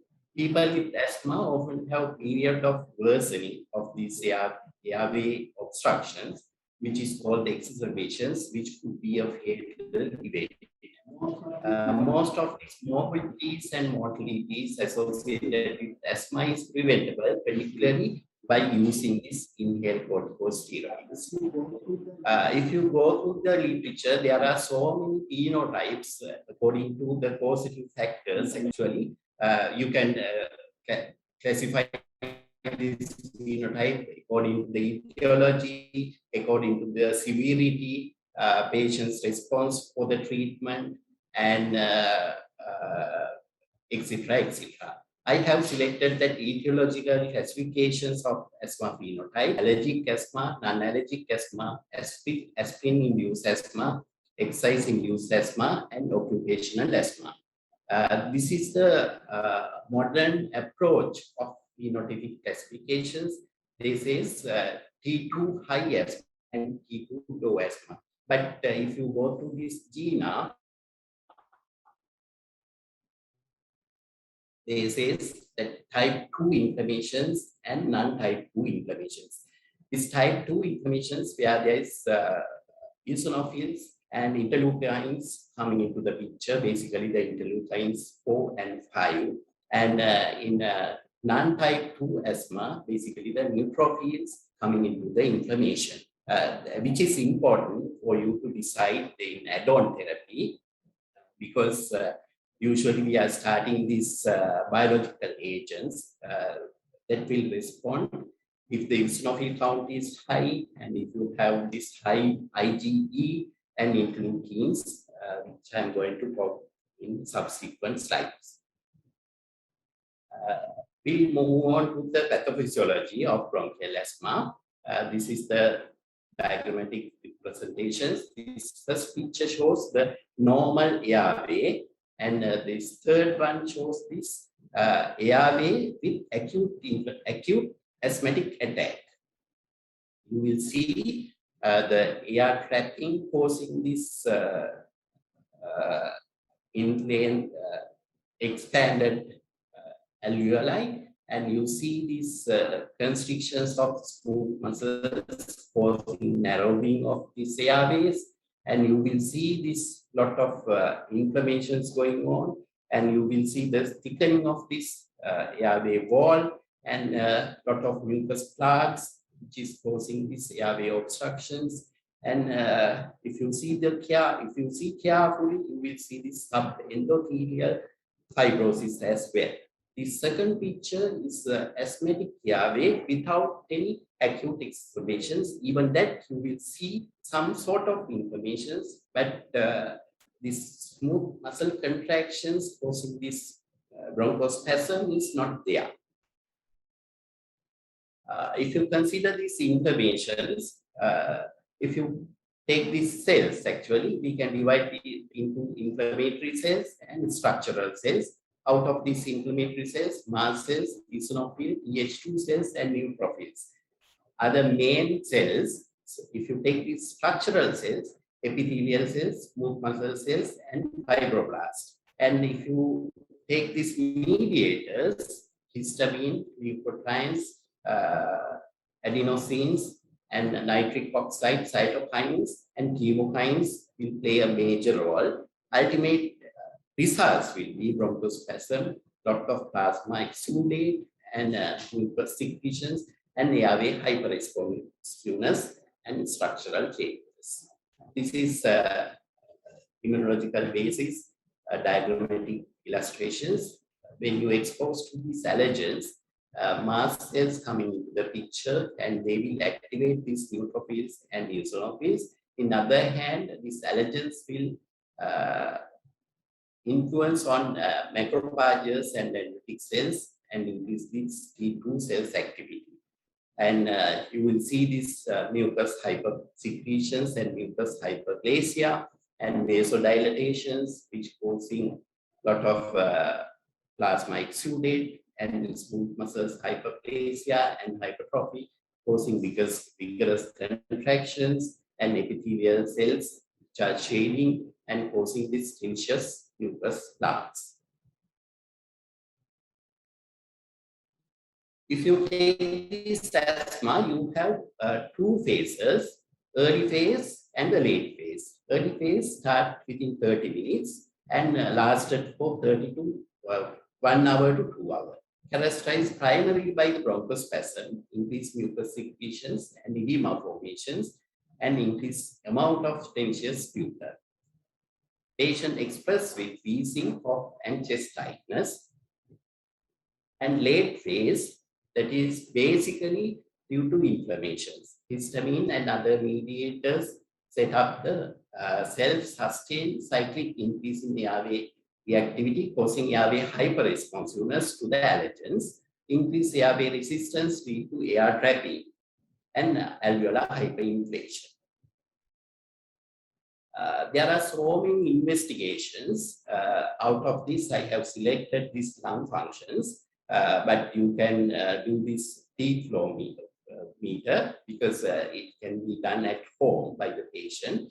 But when you are requesting these lung functions, you have to request this reversibility test as well.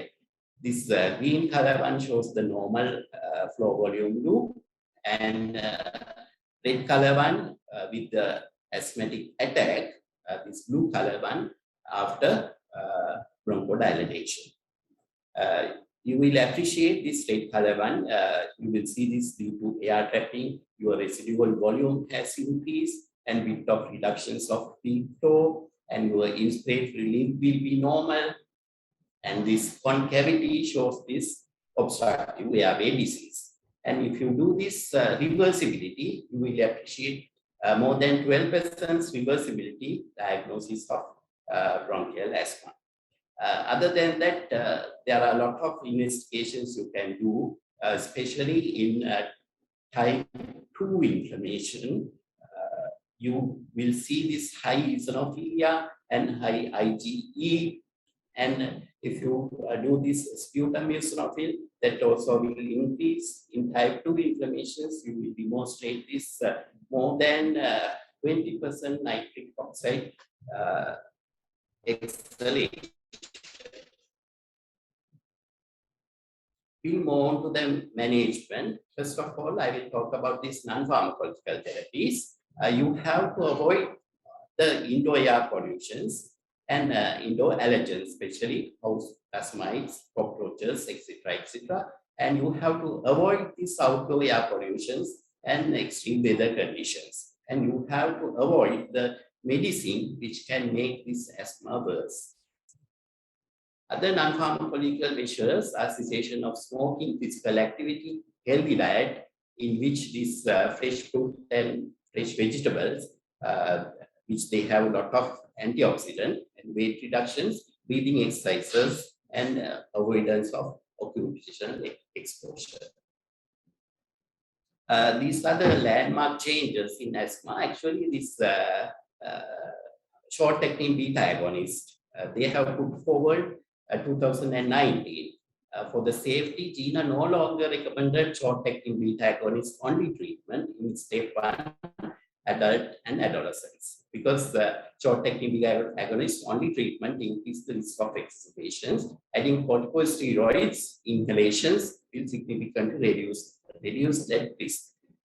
Inhaled corticosteroids you can give either regular basis or either as required basis. If you consider the risk of asthma, even though it is mild asthma, you will see that these patients are having a lot of adverse effect. Even though you consider it as a mild asthma, 30 to 37% of these patients will develop acute asthma, 16% may develop near fatal asthma, and 15 to 20% deaths among this mild asthmatic group. And because these exacerbation triggers are unpredictable.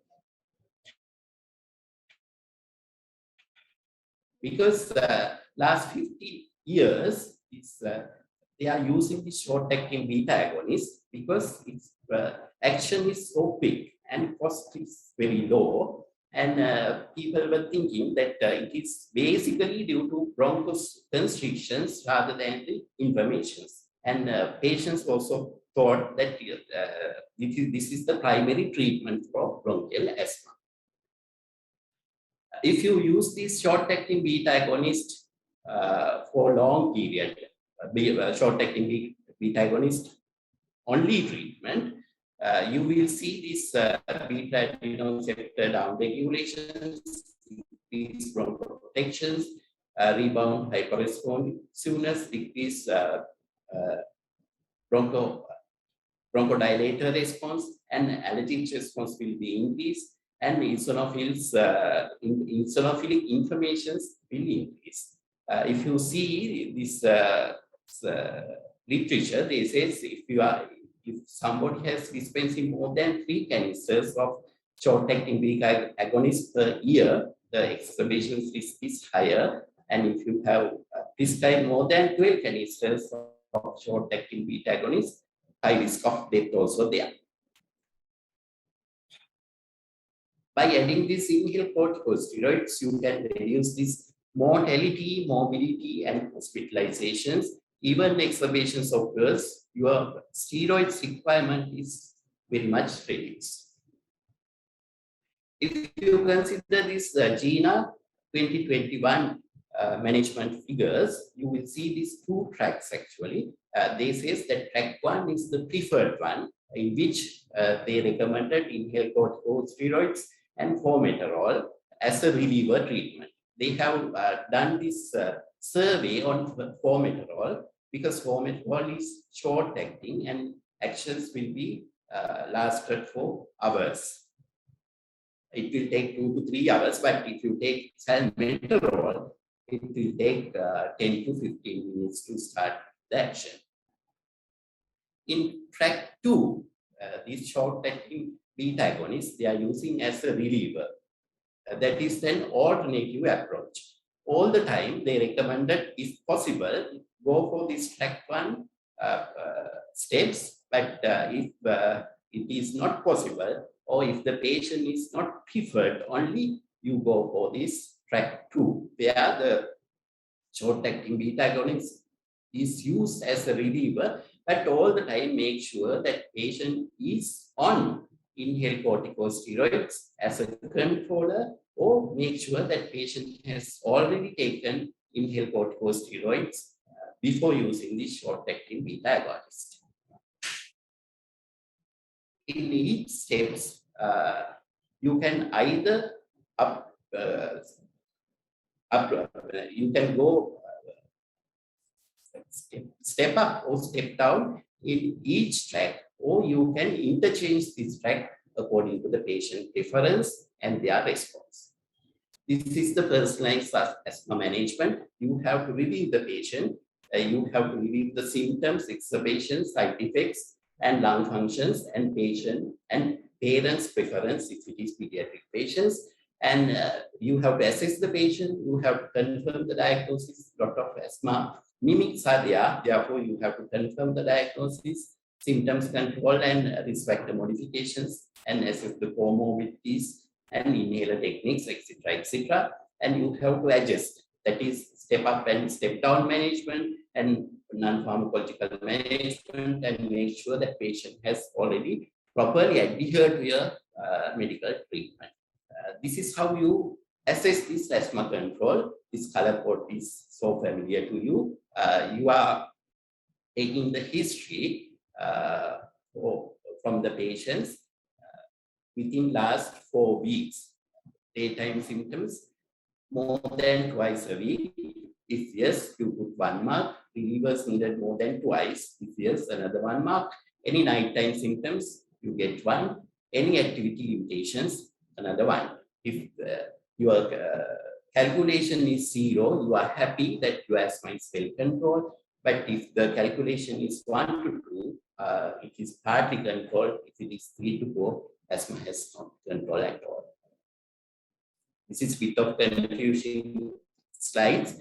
You have 5 steps of asthma management, track 1 and track 2. And track 1, step 1 and step 2, they recommended as needed inhaled corticosteroids and formoterol.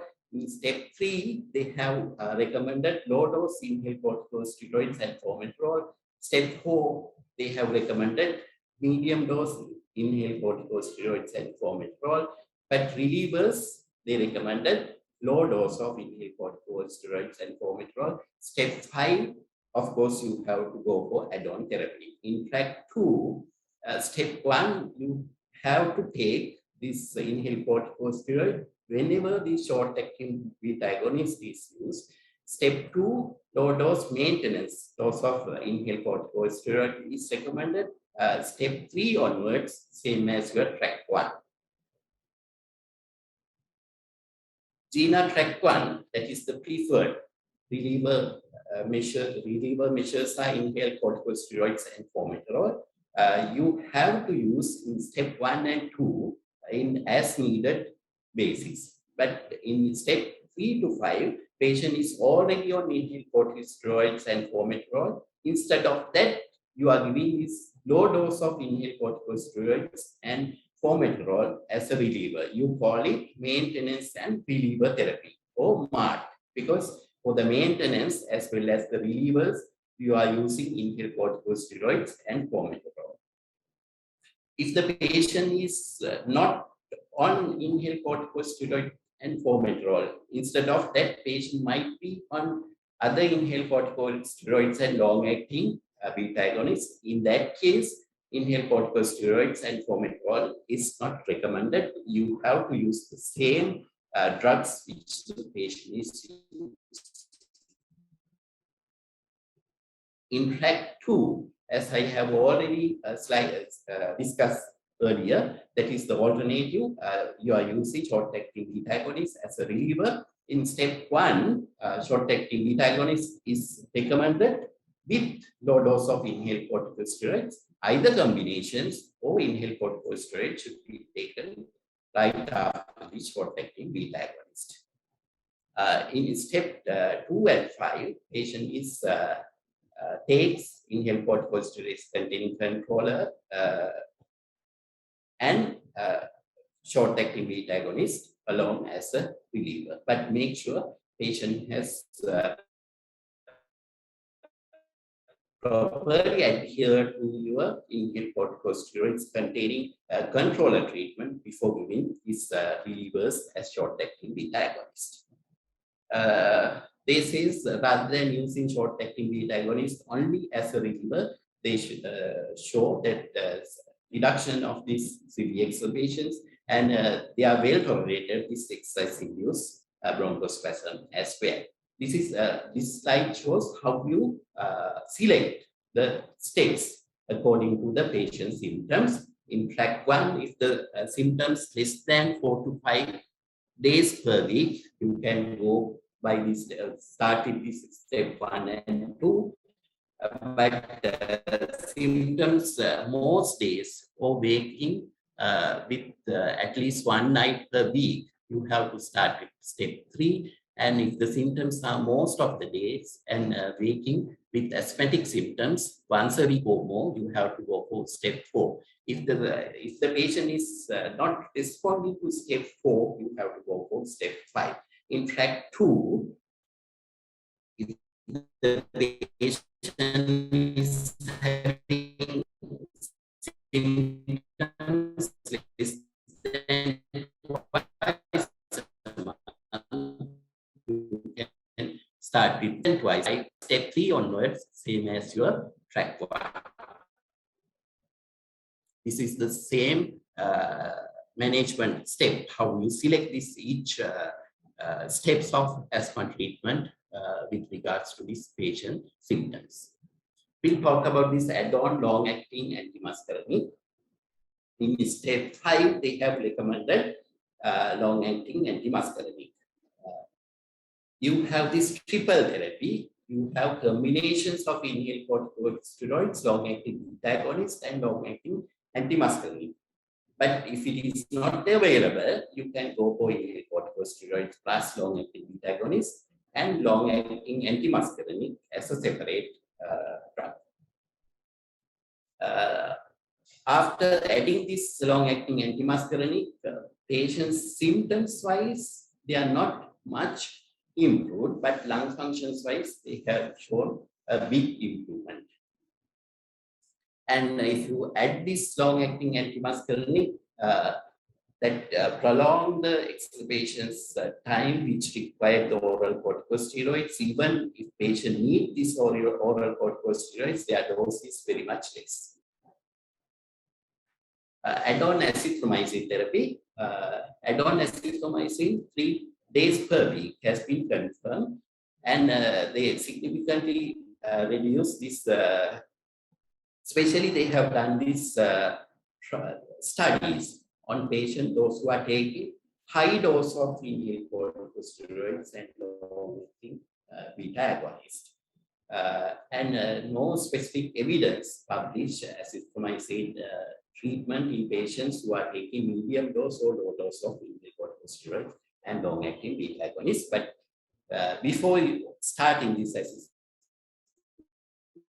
azithromycin treatment, you have to check the sputum for atypical mycobacteria and check for this prolonged QT evidence. And subsequently also you have to do the ECG just to see these ECG changes.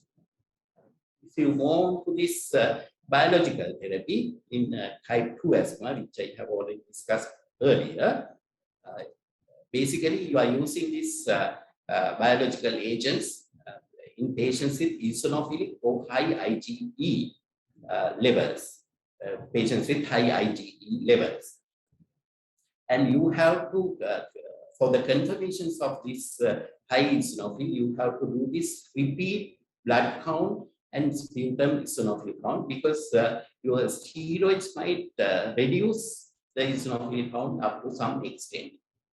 Basically, you are starting this omalizumab if the patient is having high IgE, and this is other meds are this interleukin 4 and interleukin 4 receptor antagonist and interleukin 5 receptor antagonist. This slide shows this low, medium, and high doses of different corticosteroids. Actually, this is not the table of equivalence. If you take these commonly used drugs, beclomethasone, standard particles, MDI, low dose is 200 to 500, medium dose is 500,000, high dose is more than 1,000, that is daily dose. And we are using fluticasone, commonly standard particles, MDI 100 to 250 is the lowest dose, and 250 to 500 is the medium dose, more than 500 will be high dose. We'll talk about this COVID-19 and asthma. Well-controlled mild to moderate asthma do not appear to be increased risk of acquiring COVID-19, and it not shows the increased risk of severe COVID-19. Overall, people with patients with well-controlled asthma are not in increasing in death after getting COVID-19. But they have detected COVID-19 deaths are increased. The people, those who are having these recent exacerbations, who need the oral corticosteroids, and recent hospitalized patients with asthma exacerbations.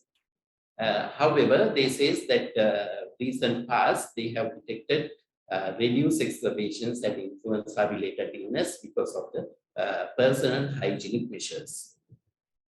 Asthma medications in COVID patients all the time you have to go by this asthma action plan. For patients with severe asthma, continue this biologic therapy and oral corticosteroids treatment. And if necessary, you can increase these controllers and relievers medications. And if necessary, you can go for course of oral corticosteroids treatment. But they not recommended nebulization because it is aerosol generation procedures. Instead of that, you can use MDI with spacer. If necessary, you can use mouthpiece or mask.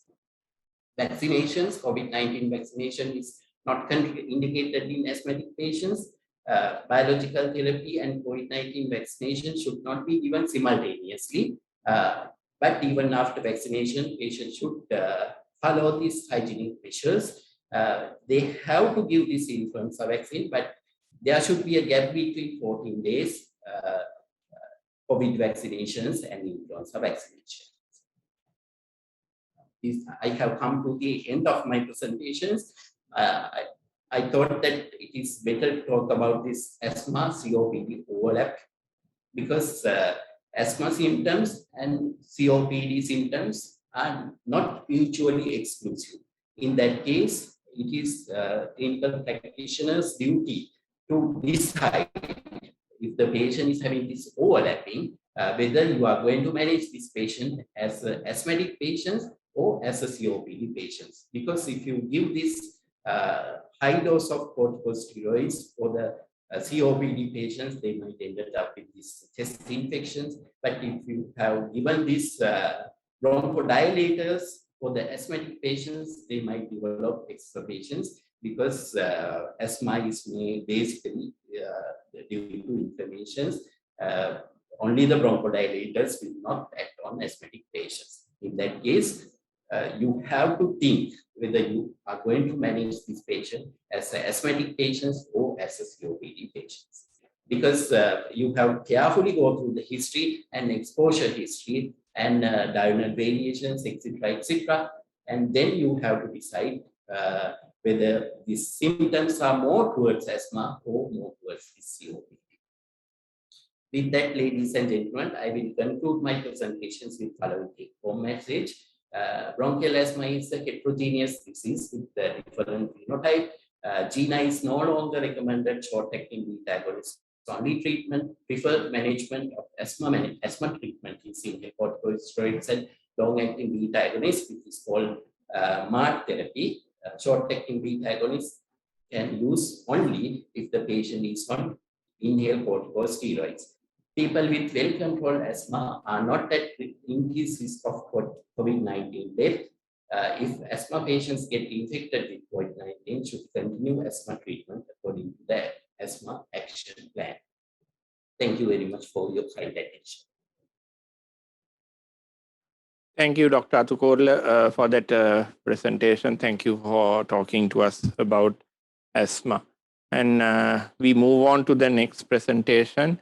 It's like the British sitcom Two Ronnies. So we move from one Atukorla to another Atukorla.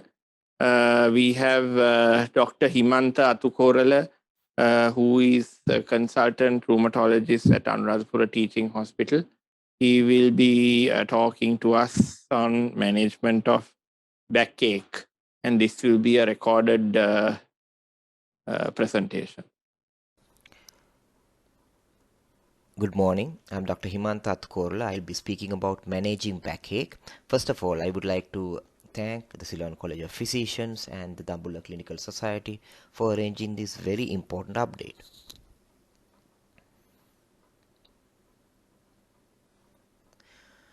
What I will do is I will first of all give an introduction on how back pain in human beings came into being. And I will try to classify back pain as well as introduce a method of diagnosing and managing back pain. I will also highlight some interesting facts about modern day back pain and its causes. So it's extraordinary to identify an individual older than 45 years of age who has never had a significant or severe episode of back pain at least once in his life. So this is so common. if we consider the shapes of spines in an infant, when human beings are born, they had a C-shaped spine. Then we developed our first reverse curvature at the level of the neck, the cervical spine reverse curvature, and then we developed our second reverse curvature at the level of lumbar spine. So why are we speaking about reverse? The concentration of spinal abnormalities at these reverse spinal curvatures are striking. At the points of cervical and lumbar curvature, the spinal abnormalities as well as the diseases are striking.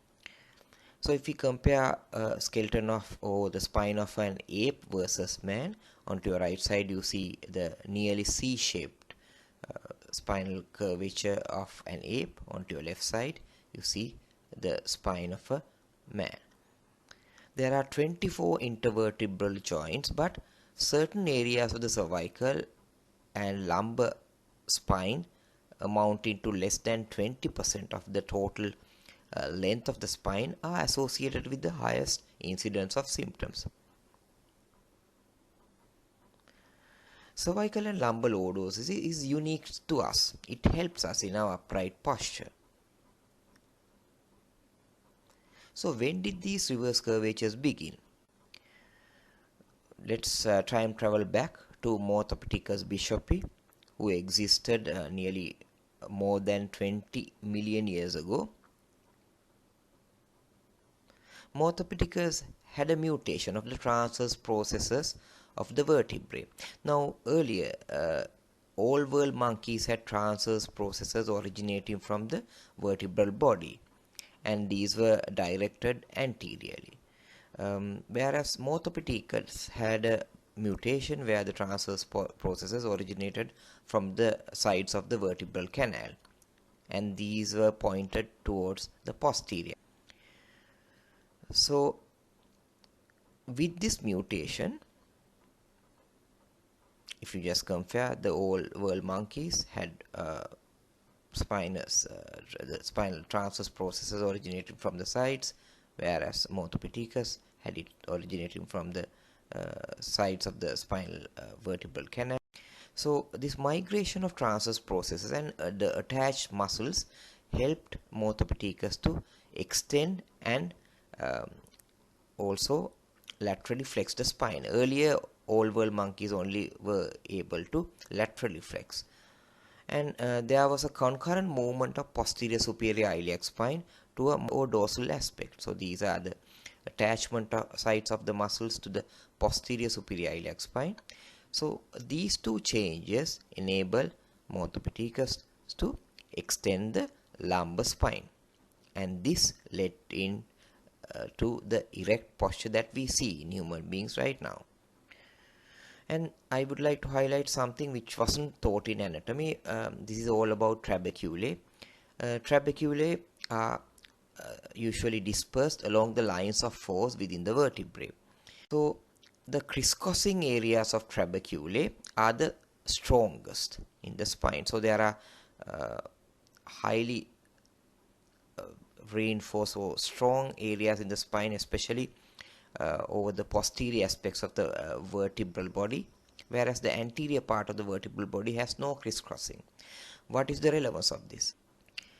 So usually the areas that are liable for fracture are the areas which have least amounts of crisscrossing of trabeculae.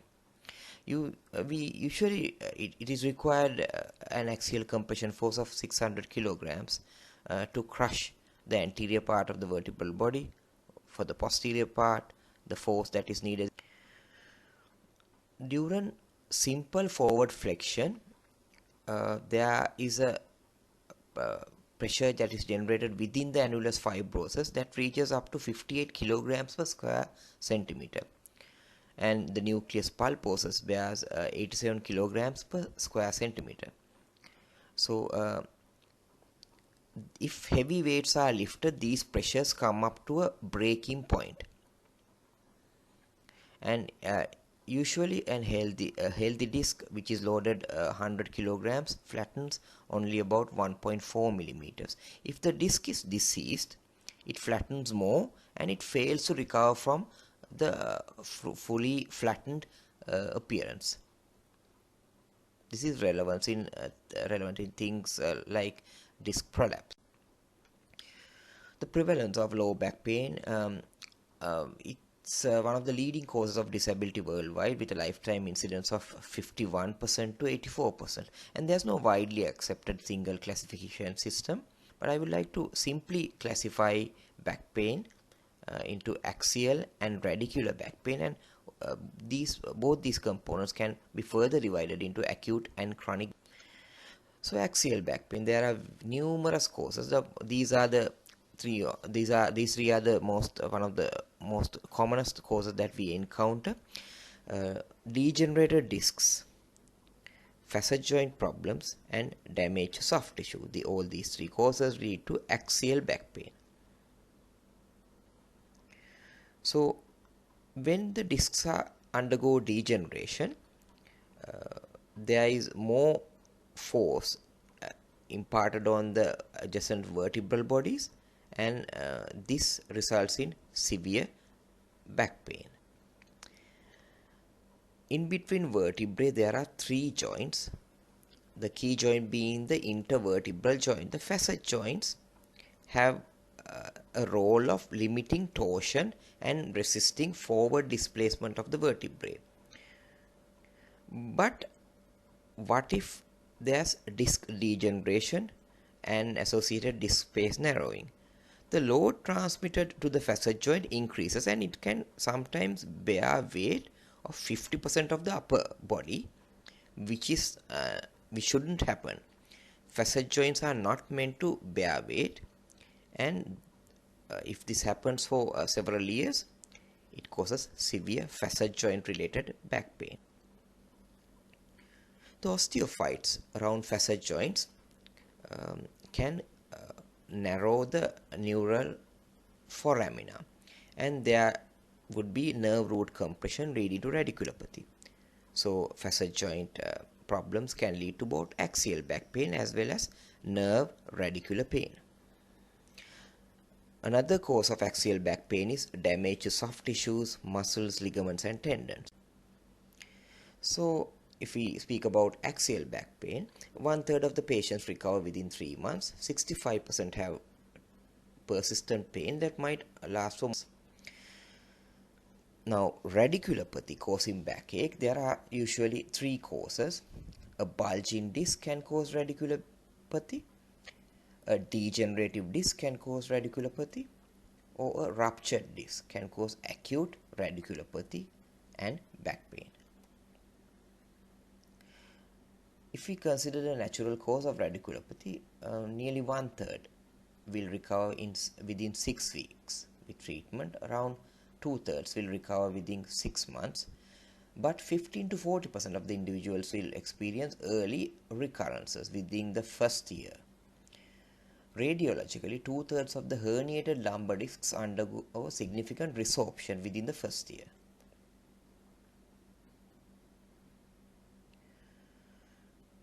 When we consider taking the history or examine the patients, we could divide the facts into sudden onset back pain and back pain that happens with a slight delay. Usually sudden onset back pain, the reasons are discogenic. For back pain that occurs with a delay, it could be paraspinal muscle or ligamental strain or even facet joint arthritis. Discogenic low back pain, usually we experience this in relatively younger individuals. The onset is sudden and it's worsened by activities that load the spine. So if we lift weights with the underlying disc prolapse, the pain worsens. It becomes better with recumbency, and it's localized to the midline in most instances. If paraspinal muscle or ligamental strain leads to back pain, it happens within a few days. It's worsened by strenuous activity, heavy lifting or torsion or trauma, and it's usually after 1 or 2 days of the initial incident. It's localized to the lumbosacral region, and the body tries to prevent the back pain by creating a bit of hypomobility of the affected region, and it undergoes spasm. Facet joints causing low back pain, it has a chronic cause. It occurs within months or years. So we usually see this in elderly people, and it worsens when standing and it gets better. Slightly less pain is noted when the patient is seated or on a recumbent posture. Radicular pain, in contrast, is sudden usually if disc herniation is the cause. And the pain distribution should follow a dermatomal pattern, and it's worsened by forward bending, cough, sneezing, or prolonged sitting. Some of the other causes of back pain, which I won't be describing, are sacroiliac joint pain and piriformis muscle syndrome. So there are various non-mechanical causes of back pain as well. Neoplastic causes, inflammatory, infection-related, visceral pain, vascular pain, endocrine related causes could lead to back pain. The diagnosis. Now, early imaging has not been shown to improve the outcome in patients with axial or radicular pain. The American College of Physicians guideline for imaging in patients with low back pain, it clearly specifies that immediate imaging is via a radiograph is only required when there are major risk factors for cancer. And if immediate imaging is required via an MRI, we should suspect spinal infection, signs of cauda equina syndrome, or severe neurological deficits. We should defer imaging until initial treatment via a radiograph if there are weaker risk factors for cancer, and if there are risk factors for inflammatory arthritis or risk factors of vertebral compression fracture. So immediate imaging is usually discouraged unless it's considered extra important.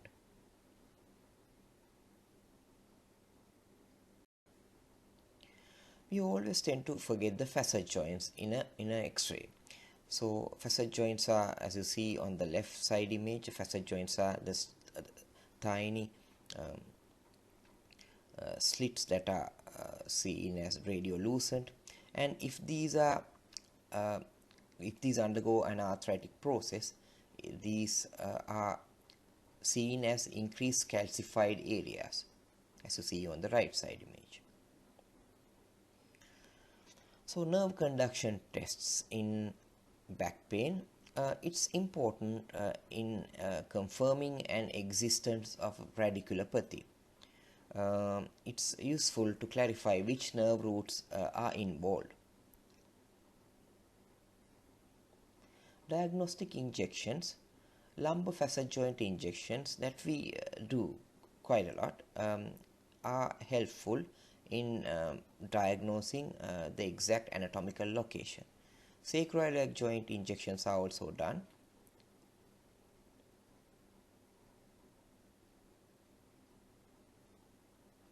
The management of back pain, I would like to further divide this into pharmacological and non-pharmacological management strategies. So when we consider pharmacological management of back pain, NSAIDs for chronic low back pain, there is a small but significant improvement seen when we treat chronic low back pain when compared with the placebo up to 3 months. The long-term outcome studies are lacking, and common as NSAIDs prescribed worldwide are ibuprofen, naproxen, and celecoxib. Muscle relaxants are considered more effective than placebo for non-specific back pain. Again, the evidence lies within the acute rather than chronic pain. Benzodiazepines carry greater risks and no great efficacy, so the prescription of drugs like diazepam are discouraged. tricyclic antidepressants are considered better than SNRIs, which are considered better than SSRIs. So if we just consider some names, amitriptyline is better than venlafaxine or duloxetine, which in turn is better than fluoxetine or citalopram. Why do we prescribe antidepressants for back pain? Now, acute pain, as you see on the left side of this image, is felt at a different area, and chronic but spontaneous pain is felt in the amygdala, striatum and hippocampal regions, which are also responsible for mood related disorders. So chronic spontaneous pain is well treated with antidepressants. So if we consider opioids, these are effective for episodes of acute low back pain as well as for chronic low back pain, but no long-term beneficial data are documented. There was no evidence to suggest that opioids were better than NSAIDs. For radicular pain involving lumbar disc herniation, anti-inflammatory drugs such as NSAIDs are given in conjunction with tricyclic antidepressants. Sometimes epidural steroids are given for persistent pain. Epidural steroids are the most frequently given injections for back pain worldwide. So patients should be mobilized as soon as possible with active physiotherapy. There is no evidence to support the use of oral steroid tapers in radicular pain. Gabapentin has shown mixed results, but pregabalin failed to show efficacy in radicular pain. If there is severe radiculopathy for 6 weeks or more, and with clinical and radiological findings, we could consider surgery. So, and surgery is also indicated when there are severe motor deficits due to nerve root compression. Radiofrequency denervation is also used to provide sustained pain relief in carefully selected patients with facet and sacroiliac joint pain.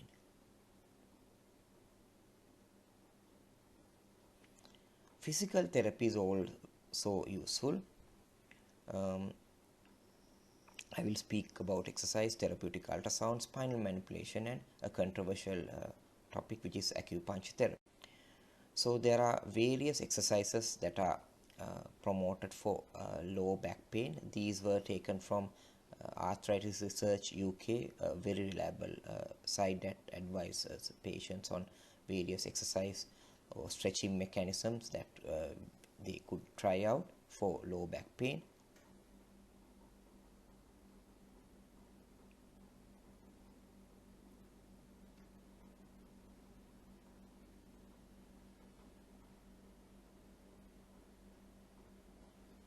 Now, therapeutic ultrasound, there is some evidence that therapeutic ultrasound has a small effect on the short term, but this benefit is unlikely to be clinically important on the long run. Spinal manipulation, it was found to reduce pain and improve functional status in both acute and chronic non-specific low back pain. So there are various methods of spinal manipulation.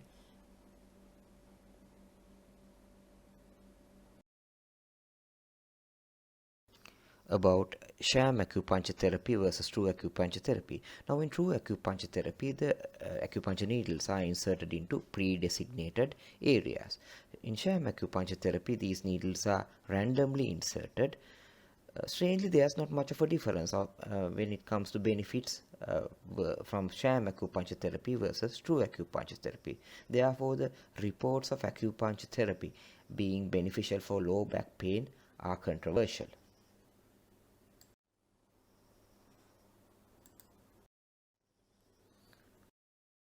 On office chair ergonomics. This by itself is a different lecture.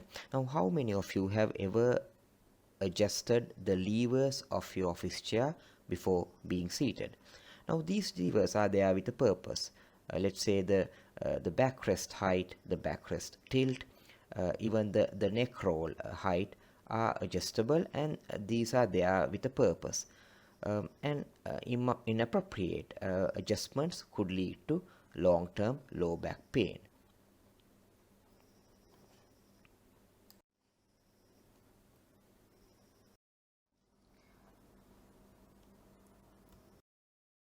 A controversial topic: high heels and back pain. Now, what do these high heels do to the body posture? The heels moves forwards the center of gravity, therefore creating an exaggerated lumbar lordosis, that is an exaggerated lumbar spine curvature.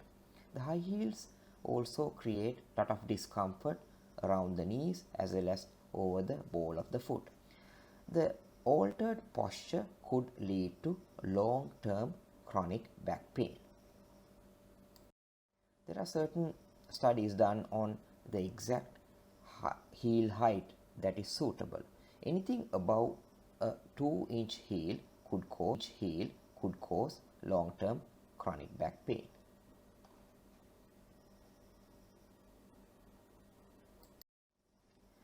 These are my references, and I am open to questions. Thank you. Thank you, Dr. Himantha, for that excellent presentation. Thank you for giving us practical hints on, improving our own ergonomics. We have to take care of ourselves to take care of others as well. So I think Dr. Himantha is joining us now virtually live. If there are questions, we can entertain. Any questions? Any comments, Dr. Himantha? Since you did a recorded lecture, do you have any comments? Yes, there are several things that I didn't speak about. Now, again, we did a small, actually, two research research projects in Anuradhapura, where we assessed how various types of footwear are useful in back pain, and it was proven that walking on barefoot for several years without using even simple slippers is a probable cause of chronic low back pain. Could be due to the shock absorbent properties of even a simple rubber slipper. So there are various other things as well, even carrying weights, how using backpacks, how it helps in preventing back pain instead of carrying these handheld handbags or shopping bags to carry heavy weights. So there are a lot of things, as you said, regarding ergonomics and back pain. Yes. Thank you again. So we come to the end of a successful regional meeting. We were hoping to have this as a physical meeting. We thought of being with you in Dambulla, and we were thinking as the council going through Rajarata and loosening ourselves a little bit from all these burdens that we have at the moment. But then again, we have been transformed into a new life. Life is fickle, life is unexpected. There are a lot of unexpected things that come our way. So anyhow, we are happy that we were able to do this regional meeting with Dambulla, and we hope to have another regional meeting before the end of this year. As the president of Ceylon College of Physicians mentioned, we will be having the annual academic sessions early September. All details are available in the College of Physicians website.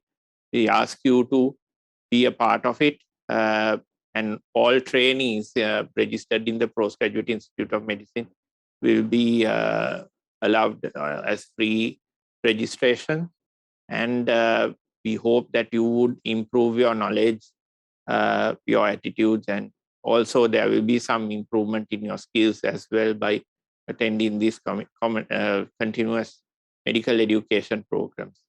And we ask you to be safe, take care of yourselves physically as well as psychologically, and we wish you all the very best. Thank you.